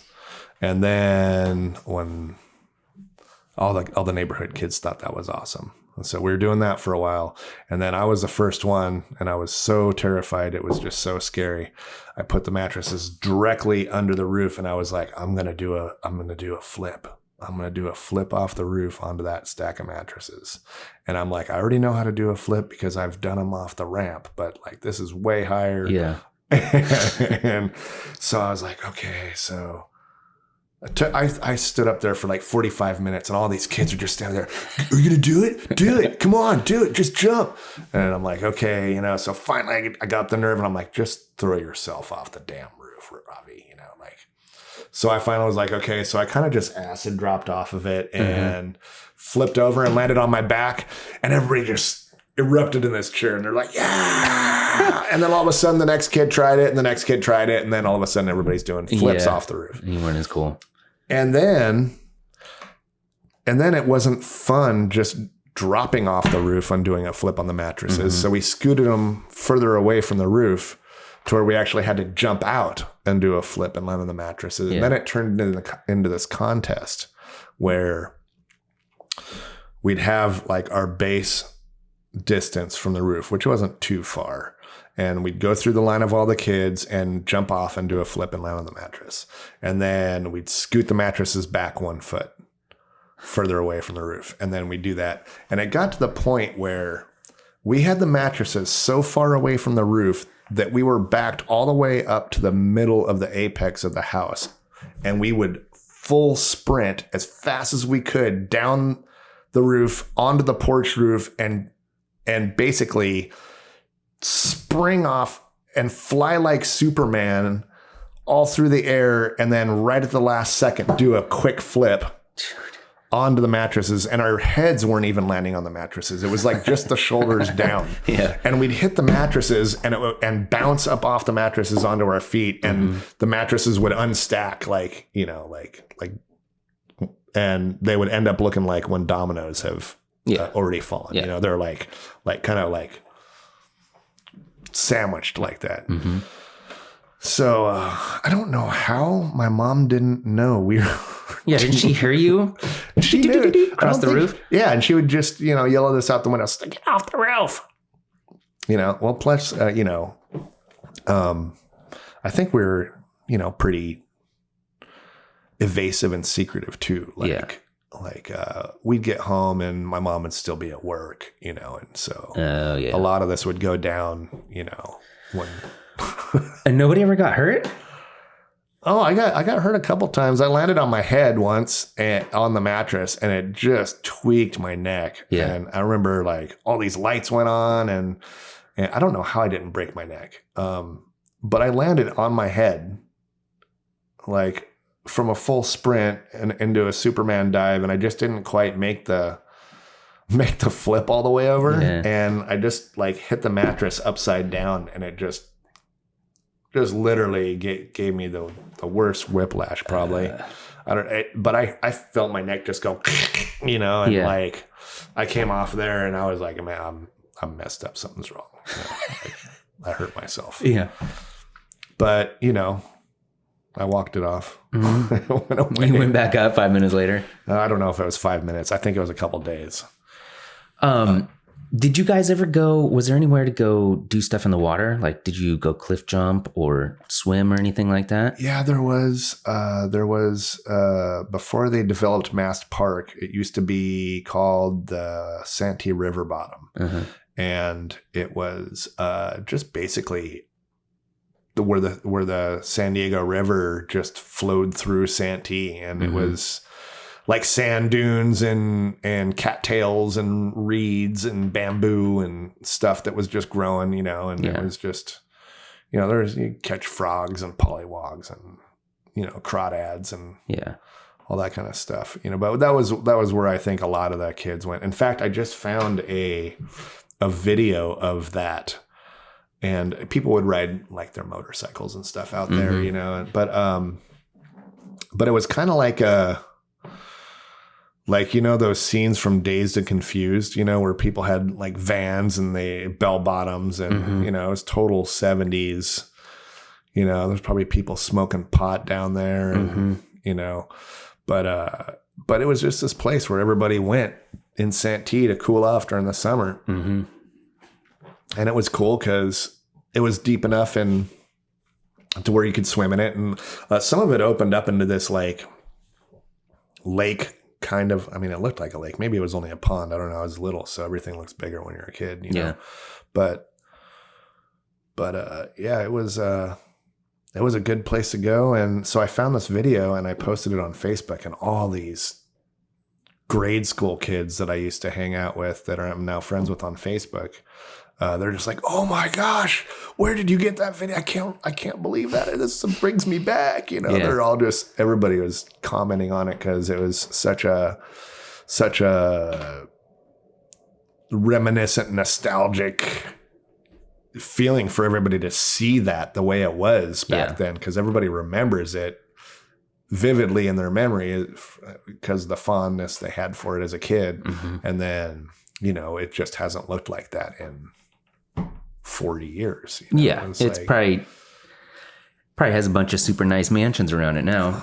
It's a park called Mass Park, and it's fully developed, and it's got like baseball fields and a disc golf course and basketball courts, and you know, I mean, it's a park now. Mm-hmm.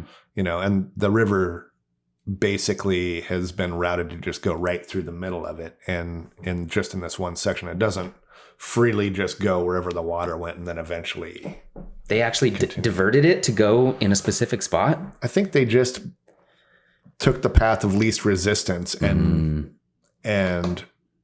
yeah, they just, because of the way it's developed, the river has the main channel that it just goes through, and whereas before it used to branch off and go into like a pond over here and this thing over here, and you know, and it just doesn't do that anymore. It's just kind of like a river. Well, it's not really a river. It's very slow moving, not a lot of water. I mean, you know, it's dry in San Diego. So have you ever floated the river in Bend that goes right through the middle of the city? I think it's the Deschutes. Yeah. Oh yeah. It goes right by the Les Schwab Amphitheater. Yeah, so exactly. I've actually taken my whitewater raft through there because that water is freezing cold, even in the middle of summer. Yeah, it's pretty cold. And it's hot out there in the summer, but you wouldn't think that river gets that cold, but it is freezing. So, yeah, so I just take my my raft, and there's a spot that I like to pull up on where there's what do you call that? Where it gets really shallow in the middle of the river. I can't remember. But anyway, there's this little like sand dune thing with rocks on it, and it gets really shallow in the middle of the water, and it's right by the amphitheater. You can't really see the stage or anything, but you can hear really good. Yeah. So it's cool to go and watch band sound check, you know, and just hang out there and have a couple of beers. Yeah. Well, my mom does knitting. She works for one of the vendors during the events. And so she gets to go to all the shows for free. You know, she'll serve people for the first 2 hours or whatever, and then they shut alcohol. Yeah. Oh, okay. Then they shut it down, or they do a shift break, whatever. And so she can go watch the shows. And she said, I can't remember what band it was, but it might have been Dave Matthews Band. They specifically blocked the river somehow. Because they didn't want people floating by and watching the show. So I don't know if they just had police up there and they weren't letting people in at that point. But I mean, that's like the perfect spot to just be in a tube or whatever, floating by watching the show. But those guys specifically requested that no one do that. Wow. That would be a very small venue for Dave Matthews Band. That's why it might not have been Dave Matthews. I can't remember exactly who it was. Because when they come out here, they usually play the Gorge. Yeah. For 3 days. Yeah. And that, I mean, you might be able to have, I wonder what the capacity of that is. Like, it's not much. It's got to be like 3,000? Maybe 3 or 4. Yeah. Yeah. Yeah, that river's cool though. We floated it last summer, and there's a couple little rapids right after that portion where you get past the amphitheater, and dude, it just comes alive. That whole town wants to hang out on that river. Yeah, it's so awesome. Yeah. I love Bend. It's a really, really hip town. It kind of, another cool, this just reminded me is we played this summer concert series this last summer called Rolling on the River, and it was in Reno. Mm-hmm. And it's the river. This river comes through the middle of downtown, and it forks on both sides, and then down a ways, it eventually comes back into one river. But in the very middle, where the two sides separate, they've built like this huge park area and an amphitheater, and it's pretty rad. Like they have full line array and lighting, truss rig, and all that stuff in it. So we played there, and it's like you can look off the stage on. You could see the left side better from the stage left side better, but you could see people just like in their kayaks going down the river on there, and the right side is a little bit further over, but there's people going on that side too, and there's like, there's rapids, and it's cool little area, So, and speaking of rapids, like with that Deschutes one in Bend, they've actually built a little whitewater park where they used to have this area where people would die every year because if you didn't get out of the water before the bridge, it would take you over into this like really dangerous area and people would drown. But they've since turned it into literally developed the river under the bridge and opened it up to whitewaters. And they've even designed features like with like rolling wave rapids and a surf wave for kayakers where they can go down and get in the wave and just surf it, where the wave is coming back over itself, and it doesn't carry you away. They can just get, basically just surf on it. Yeah. So I think there's 3 different channels of varying degrees of like one of them, I think you can just go down and it's pretty much like a class 2 rapid. And then I think there's another one that's like more like a class 3 rapid. And the other one is probably like, I want to say a 3 to 4. I don't know. It looks like it'd be fun to take in my raft, Well, yeah. Have you been going out much? Did you go out last summer? I did do the John Day River, which is pretty mellow. Although we did do it earlier in the spring and it had been raining a lot. So typically it doesn't have a lot of rapids and they're not consequential, but I think that one main rapid in the middle of it, like on the second day, was it definitely seemed like a class 3. Yeah. Like I mean, you could make it through it if you went out of the boat, but you wouldn't want to because I think you'd just get grated against the rocks. But I mean, it's mostly a pretty calm river that it's 3 days out on the water. It's like 60 miles. Damn. And you just find it's through this beautiful canyon land area, and you just find a spot and pull over and build your camp, and then cook dinner. And usually you're pretty exhausted from the day of rowing and hanging out, and then next day you make breakfast and then pack it all up, put it back in the boat, and go down for a whole nother day and do the same thing. Find a place to pull over and you build your camp and make dinner and wake up out there again and make breakfast, pack it all up and put it back in the boat. And you're saying you park at the top though, and then you park at the top and then you park another car at the bottom. Yeah. And you just drive back up there and grab it. Or actually depending on where you put in if you put in at, I think the run is Service Creek to Clarno, I want to say. And if it is Service Creek, if that's the one I'm thinking of, there's a like very close to the put in, like there's this restaurant general store thing, and you can buy your river permit in there, I think. And you, for like $60 or maybe it's $70 or something like that, you can actually just pay them and give them your keys, and they will drive your car down for you. That's so cool. that you can save yourself.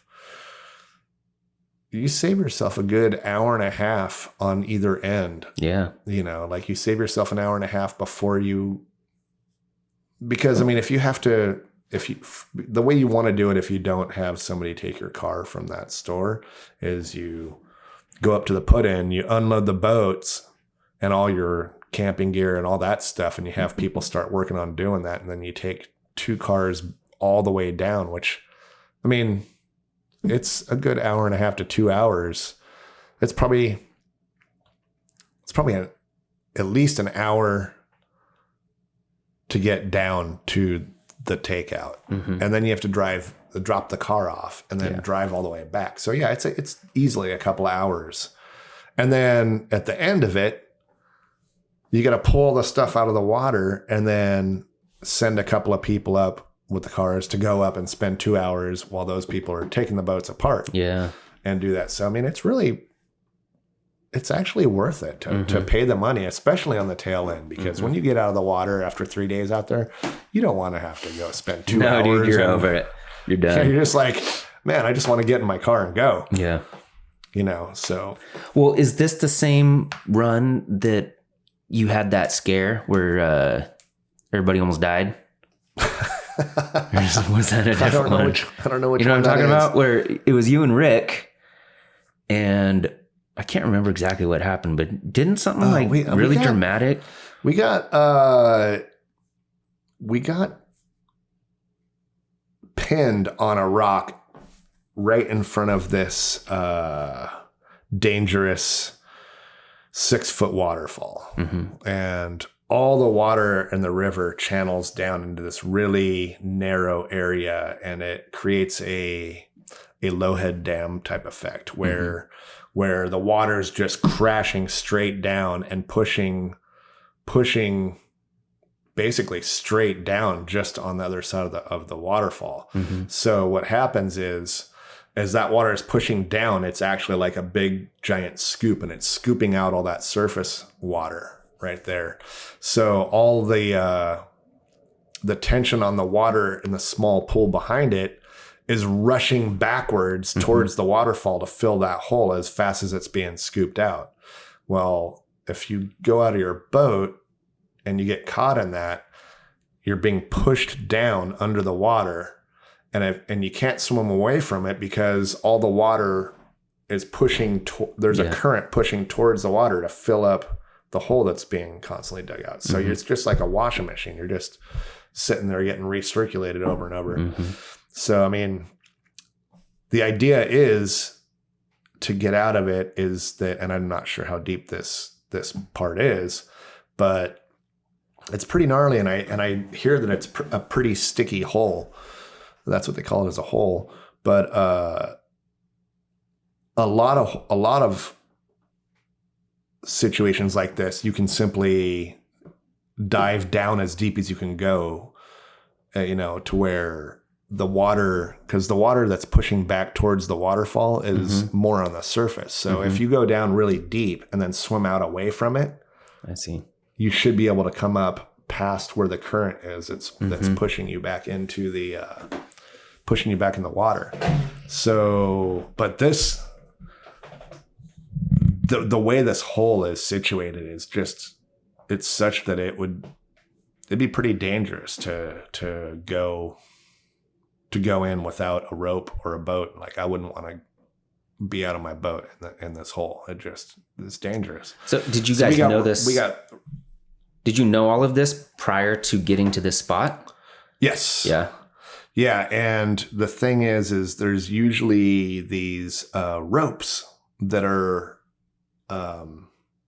they have these metal eyelets that are drilled into the rock wall on the side, and these ropes where you can portage before you get to this part, and then you can attach a rope to your boat and let your boat go over this rapid into this waterfall and still hold on to it with your rope. And then you portage using the ropes that are on the side of the wall and climb over, and then everybody can get back in the boat after the waterfall. So you portage the falls. But what happened is those ropes that are usually in the sidewall so you can portage weren't there. So we thought we had one more turn to go before we got there because the landmark wasn't there. Yeah. And so we started going, and then we're like, oh shoot, this is actually the rapid going into Stillhead Falls. Yeah. And so we had to avoid this rock, which put us more in the current in the middle. And then we're going back towards the left side to get out of it, and just got pushed right on this rock in the very center of the rapid. So now we're like rapid on both sides of us. Yeah. The boat's underwater wrapped around this rock, and we're clinging. All 5 of us are just clinging to this little tiny piece of boulder that's sticking up in the middle of the rapid. Mm-hmm. We're just like, uh-oh. Because, like, what are we going to do? Like, yeah, the boat's literally, the current's pushing the boat wrapped around the rock underwater. Uh-huh.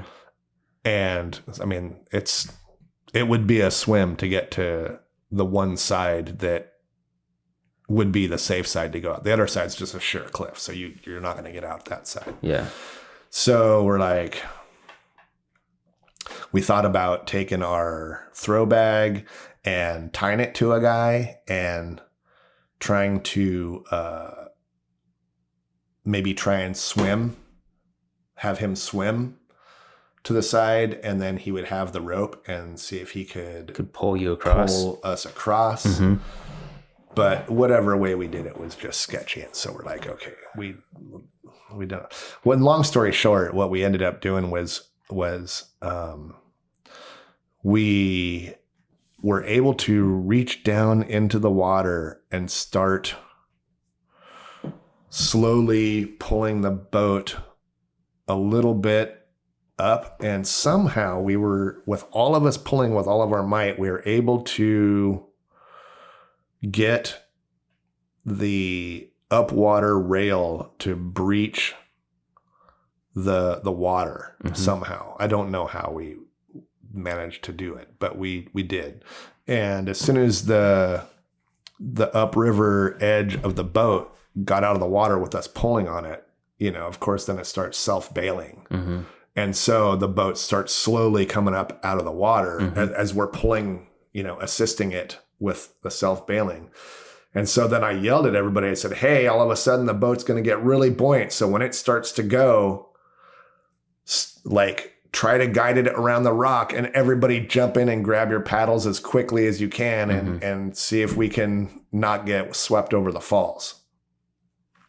And so sure enough, as soon as we started to push the boat around the rock, it started to take off. And mm-hmm. so everybody literally dives into it from this little piece of rock that we have. And they're scrambling to try and get into a sitting position and get their paddle. Mm-hmm. And my guide stick had already got swept downriver, in this whole fiasco, but I always keep a second one. But, I keep it tied in my chicken line rope. Mm-hmm. And so I had to unwind that out of there, which is, a second, 2 seconds, something like that. And I used that to be my guide stick. And I just started digging as hard as I could. And a couple of people were able to get their paddle in. And we made it to the side. And then everybody was just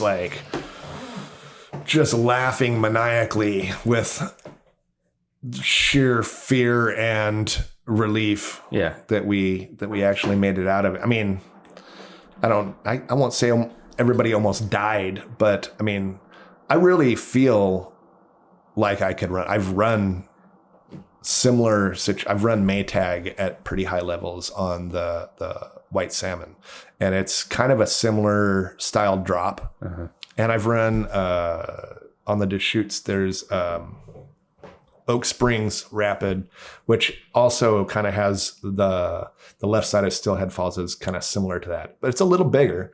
But I'm pretty sure I could stick it. Like if worst came to worst, I would. That's if we were going over, I would absolutely tell everybody to paddle as hard as they can and to hold on and at the last second, and then try and just dig through it. And I've had friends that have done it.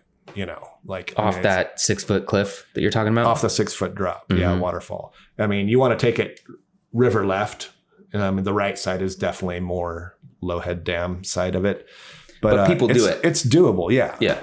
I mean, I see kayakers go over it, and stuff, but it's just rule of thumb. It's like, why take the risk if you don't have to? Because if something does happen and somebody goes out of the boat, it's not a really rescue friendly place to try to do that. And if for some reason in the process of your rescue, your boat gets sucked back into the waterfall and that side of it does, it's going to flip your boat right over, and then everybody's going to be in the water. It's just not, I don't know. I'm not that audacious anymore. Yeah. I'm just, I used to take a lot of risks when I was younger with stuff like that, but I just. Well, yeah, and when you're in charge of the boat and you got 4 other people in there too, like if you would have been by yourself, maybe you would have done some crazy shit. If I was in my 20s and maybe even in my 30s, I probably would go for it. But I'm just. I like to have fun, but I don't want to die doing it. Yeah. So I just, you take calculated risks, and that's just not one that I want to do. So. Well, what else is on the list that you haven't done?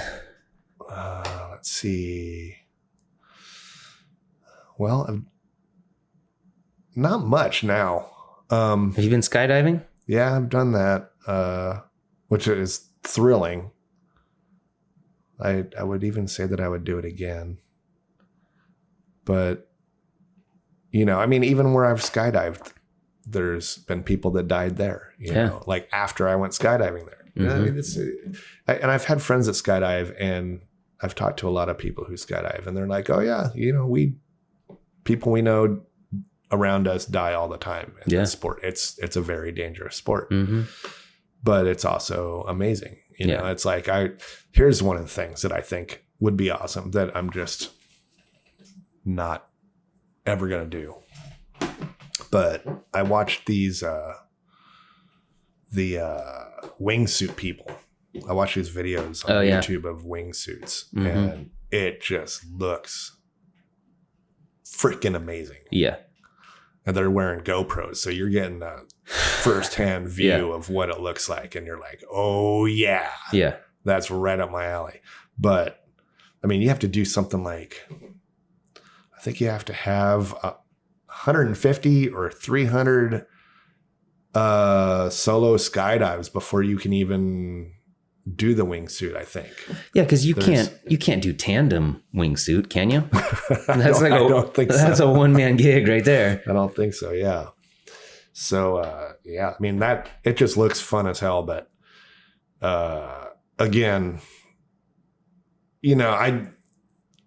skydiving already is costs a lot of money to buy all the gear, and then it's like, you just gotta hope that you get good enough and that chances and luck is on your side to make it to the point where you can get to wingsuiting. And I know it's pretty safe. I mean, the gear works, but I mean, there's when I was doing my diving school, there's like 8 or 10 or something different types of parachute malfunctions. They're like, this is the most common type of parachute malfunction. And it happens. It's very common. It happens all the time. Yeah. Well, that's why there's a second one, right? No. Well, this one is where the little one, there's this little flap that's around the strings. When the chute goes up, it catches air and slides up about halfway and to keep the strings from tangling up. Oh, I see. And so it's very common for that thing to not deploy and for your strings to start to tangle, and you have to shake your hands on both sides and get your strings to loosen up so this thing like goes up and then does its job, and that's a very common parachute malfunction. Happens all the time, and it's just, but that's the way you try to fix it, and in most cases that that works. So but what about hang gliding? Oh, that looks so much fun. That looks fun. Paragliding looks fun. It's all that. Anything flying. Dude, I went to Miami in November, and I went with a friend of mine and his girlfriend, and she bought us a ride on a boat that pulls you out with parasailing. Parasailing, yeah. And it just pops you right up there, just 100 feet above the water. Yeah. He was super worried about it. He was trying to act like he wasn't, but he totally was. Did he pee himself? He might have, just a little bit. He was throwing up before we went because he was hungover. But we told the people that we rode with that he was scared. So they were giving him shit the whole time. Oh, he's so scared. He's puking before we go. Oh, I'm glad you're my friend. Yeah. But it was pretty cool. We got out there, and I started to get a little worried too. And it wasn't bad at all. There's nowhere to go. You're connected to the boat the whole time. It just pops you right up there. You're basically just sitting on like a swing. Yeah. It was cool. It looks awesome. I would love to try that. I think it's pretty rad. Been something that I've always thought looked cool. And then the other one, I think paragliding is the one where you have a parachute, but you don't jump out of an airplane. I think you take off of like a hill or something like that. Oh, yeah. But that looks cool. And then diving actually is another thing that I've done that has been pretty thrilling. And that's another thing that I know it's really dangerous, but for some reason it doesn't seem like it's as dangerous as skydiving. Because I guess it just seems more realistic that something could, in my mind anyway, that something could go wrong with a parachute and you just fall to your death. Yeah. Than something going wrong and you drowned. Yeah. But that's probably not necessarily the truth. But I got my open water certification and I've done some diving, and it's been completely thrilling. I drove a shipwreck in off the coast of Tulumban in Bali, Indonesia. And it was the USS Liberty, which had been torpedoed by a Japanese submarine. And then they tried to tow it around the island to they were going to try and tow it. But it ended up taking on too much water, and it sunk in about 50 meters of water. Wow. And, or 50, I want to say 50 meters. Maybe it was, it's got to be more than 50 feet. It had to be 50 meters. So, but you can swim right out from the shore to it and then dive in, but it was thrilling. And you get around, the one side, the deep side that you go down, the current is flowing with you that way. So you kind of just sit there motionless and let the current just take you down the whole length of the boat, which takes, 20 to 30 minutes or something like that, 20 minutes or something like that. And then you go around the front of the boat, and then you have to work a little harder to get back the other way. Yeah. But on the other side, the shallower side, there's this school of jackfish that we saw there was just thousands and thousands and thousands of them. And they were all swirling from the ocean floor all the way up almost to the surface.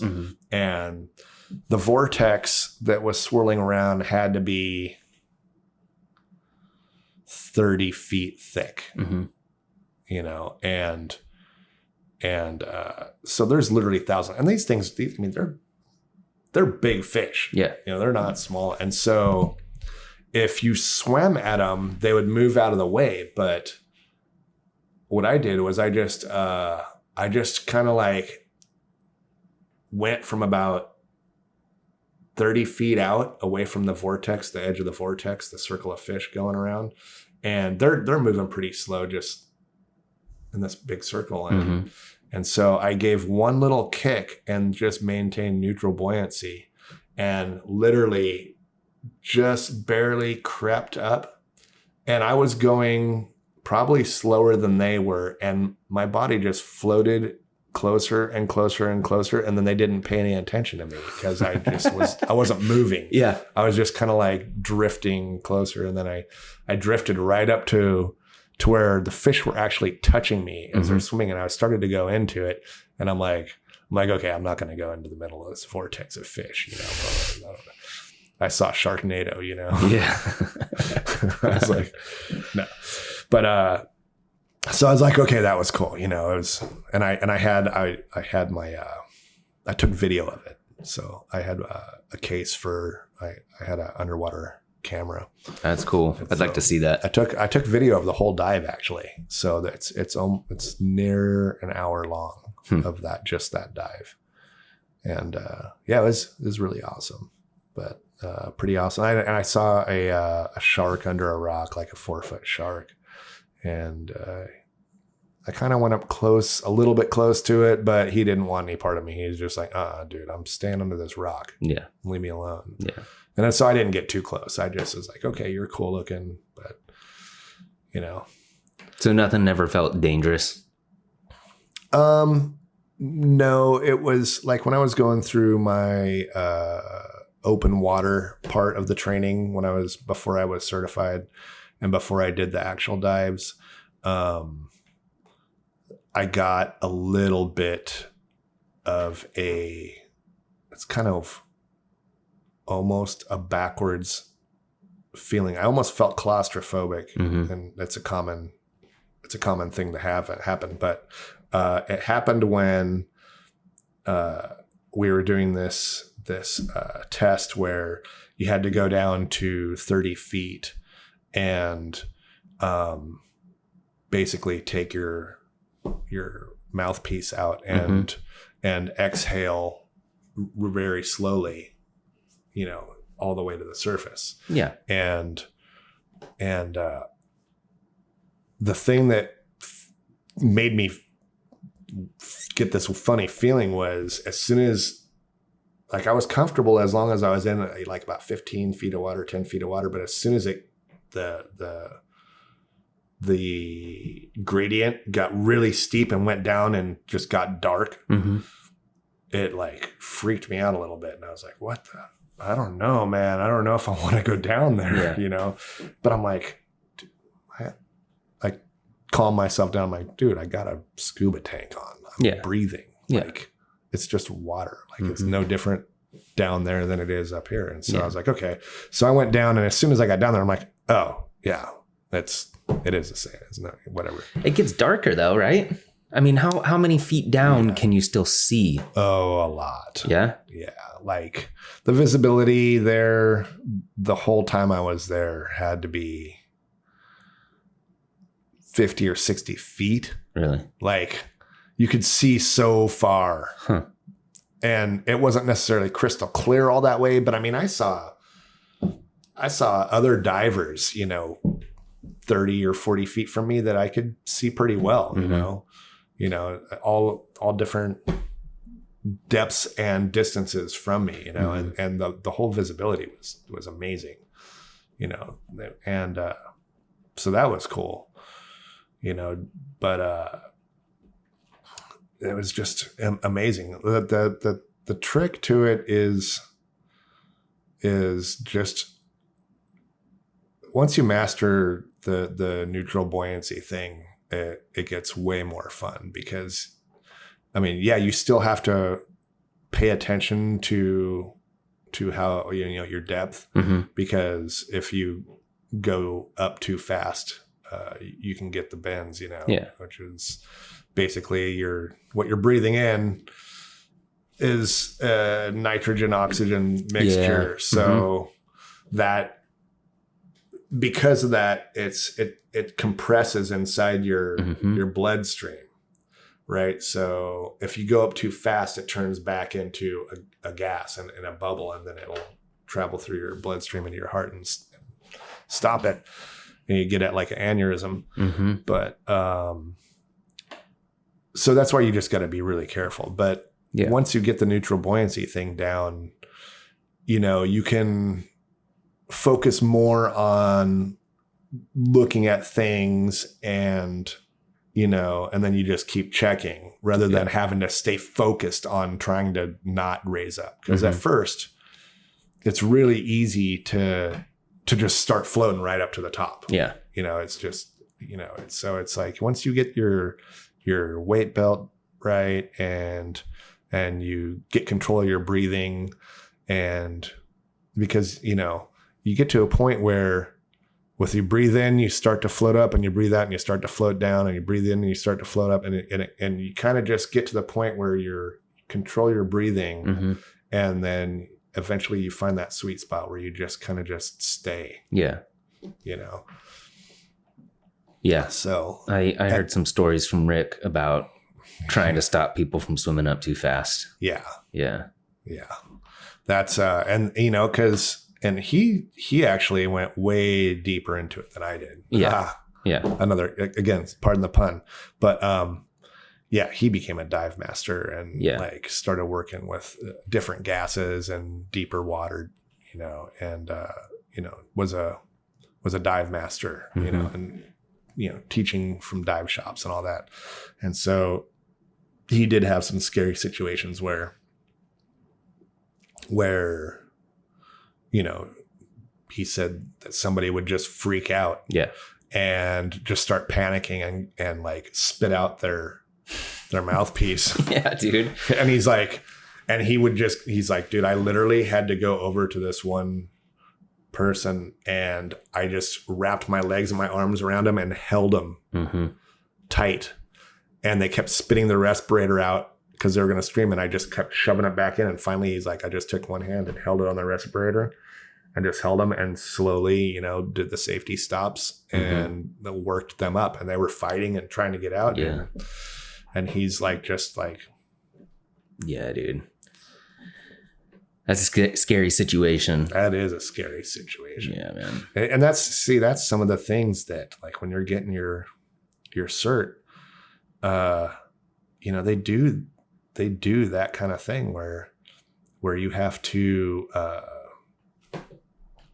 you know, take your mouthpiece out and swim in like a 10-foot circle and come back, and then put your mouthpiece in and clear your mask. Yeah, that's another thing. You take your mask off and all this stuff, you know, underwater, so that, you know, these are, I mean, real life tests. If you're down 60 feet, you can't go up to the surface to put your mask back on and get the water out. So you have to train for all these situations in shallow water, and you know, take your tank off and put it back on, and, you know, get to where you can do all these tasks and feel comfortable with it, so that if the situation does happen and you're underwater and for some reason you need to take your tank off, or your thing gets caught on something and rips your mask off, or your regulator out. He told me, he probably told you the story too. He told me one story where his tank malfunctioned, or his breathing apparatus stopped working, and he had to like get somebody else's. Yeah. That's why you never want to dive alone. Yeah. You know, and he always, I think he said he finally started diving with, because I think 2 is fairly common now, but I think he might have had another one, or maybe 2 more. I don't remember, but yeah, that's another thing they teach you is they'll take you down to about 30 feet, 10 meters, which is 1 barometer. So basically there's all these equations for how many how many levels of barometric pressure that you go in. So basically, when you, like, if you took a balloon and you blew it up full of air, and you took it down 30 feet, it would only be half the size that it was when you were at the surface. Yeah. So likewise, to illustrate that, what they do is, so if you're down 30 feet and you take your respirator air and you blow a balloon up to full and then tie a knot in it, if you were to let that balloon go up to the surface, it would expand. Yeah. And then pop. And that's basically, that can happen to your lungs, Yeah. So that's why they have that test where you just breathe out constantly. And I was like, when I was down there, I was looking at the top and I'm like, I'm going to run out of air if I just constantly breathe out before I get to the surface. And then I'm going to be bummed. Yeah. But that didn't happen. Like, as I found out through doing this test, like, the closer to the surface I got, I just had more air in my lungs. And the closer, and I just kept, and eventually I was at the top and I was like not out of air. So that's what you're supposed to do as you go up, is blow out. Yeah. So that will save your lungs from popping and exploding inside you, but it won't stop the nitrogen from turning into a gas. Yeah. Which is equally as dangerous. So it's a two-sided demon, that you have to deal with. So how do you know if you're going up too fast? Are you supposed to count to 10 or like look at your watch to see how deep you are? Like, how do you know? Well, there's all these equations that you basically based on how far down you are is how compressed that gas gets, the nitrogen gets inside your blood veins or inside your bloodstream. And so the deeper you go and the more compression there is on that gas, the longer you have to wait to safely make it back to the surface. But that's what I mean. How do you know? Oh, it's all the science of diving. It's all, equations of how deep you are at, for how long of a time. And then you make these equations with your dive chart and, Oh, so you're looking at it while you're down there. Well, they also have these really nice dive computers on your watch, like a dive computer watch, which will tell you, like, it'll calculate all that stuff for you in real time. Yeah. But the way that they teach you is by looking at the charts, so that if your watch breaks or something, or whatever, that how to calculate it. So you'll know how many safety stops you have to make and at what depths to take them at. Man, it must have sucked to be some of those first people that had to discover all that. Right? I guess, like, that's that's the cool thing about free diving is, like, if you go down with a snorkel, and they have those people that can stay underwater for several minutes, and they can go down to depths of like 100 feet. That's crazy. Without a tank. And all they do is they go down and they can speed back to the top as quickly as they want, because it's just air. Yeah, because they took down with them. It's the nitrogen, right? Yeah. Yeah. Yeah. So then you don't have to worry about that. So. And so if you get the bends, do you instantly die, or can you live with that? Depending on how quickly, depending on the severity of the bends that you get. Yeah.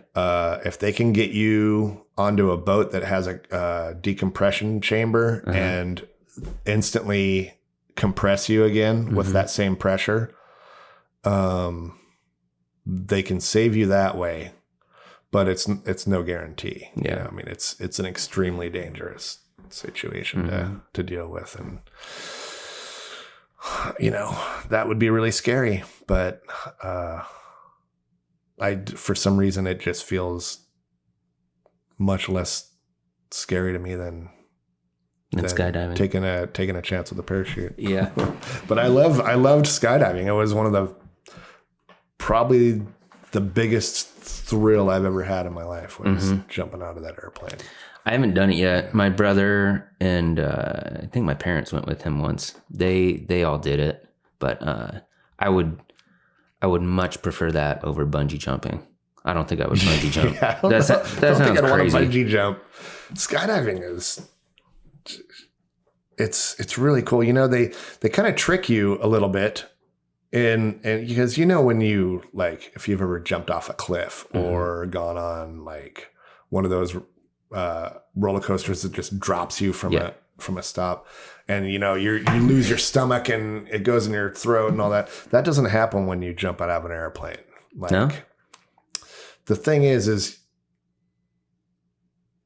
you're not jumping from a non-moving object. Yeah. So you never get that feeling of your stomach going up into your throat or anything, because the airplane is already traveling at pretty much the speed that you're going to be falling at. Mm-hmm. So when you jump out and you move forward and you just kind of go like this and move away from the plane. So you never go from 0 miles an hour to terminal velocity. Mm-hmm. You go from near terminal velocity to terminal velocity, or there's not much change in it. So that never happens. It's like from the minute you exit the airplane, you just feel like you're flying. Yeah. And it's like, that's pretty cool. The only way to gauge that you're even falling rather than flying is, like, for me, I dove out head first and I saw the plane going away from my feet really fast. Yeah. But then when that was there, it was like, when that was gone, there's nothing moving by you really fast. Yeah. You're just in the air. So well, and things probably stay really small for a while too, right? Yeah, they stay really small for a while. Yeah. And like you look off on the horizon and it's not like it goes like this, it's like. Yeah. And so like I was looking at Mount Hood off in the distance, and I was like, oh, that's rad. And then I'm looking at this guy who's flying around me with a camera and he's like, and I'm like, Yeah. So, but I mean, I instantly went from terrified before I jumped to, as soon as I jumped, just being like, woo, just thrilled. And then it's so surreal, you have no idea that like a whole minute goes by and all of a sudden the guy's tapping you on the shoulder going, hey, grab your thing. We're pulling the chute. And I'm like, already? I want to do it again. You do. You want to go right back up there and do it again. But before you pulled it, before you realized that you were going to land safely, did it go through your head like, oh man? Only up until the point that I was actually jumping out of the plane. Once we left the plane, you didn't think about all of that stuff. Just your senses are so overwhelmed that you can't think about that. Like it doesn't even go through your head. All you're just like, holy shit, I'm hauling ass. Your lips are going, and it's just the most thrilling thing you could do, And I was swearing after that, like we went to this bar to celebrate afterwards, and I think I did like 4 or 5 shots of tequila right after the other, and I'm just like, and it did nothing to me. It did not affect me at all. I was just like so adrenalized. I'm like, I think I processed it like in a split second, and I couldn't. I had a couple of beers. I'm like, I better not drink anymore because it must be affecting me, but it never did. I didn't. I never felt buzzed. It's the adrenaline, huh? Yeah. So it's just the adrenaline. And I was like, you know what? I think, and we were joking around about it, and we're like, this is the most amazing thing, like this could be a cure for depression. Like take somebody who's depressed and throw them out of an airplane. Not really, of course, but we're like, there's no way you could be feeling anything other than elated, after that experience. Well, that's what the people who jump off the Golden Gate Bridge and don't die. That's what they say. They say the instant they left the bridge and started falling, they didn't want to die anymore. Yeah. So I think you're right. Yeah. Throw them out of an airplane. No more depression. Yeah. 32 feet per second squared. Dude. Yeah. I'll have to do it one of these days. I'll have to. Well, you want to wrap this up? Are we at an hour? We're probably over an hour, huh? We're at 2.5 hours, buddy. Holy cow. Yeah. Well, it looks like you got some editing to do. Yeah, it shouldn't be too bad. Once I get a few more cameras and start doing different angles, then it'll be a little heavier. But yeah. Yeah. Cool, man. Sweet. First episode. Thanks, Heck yeah. Ravi. Radical. Pleasure. Yeah, dude. Cody. Rockin'.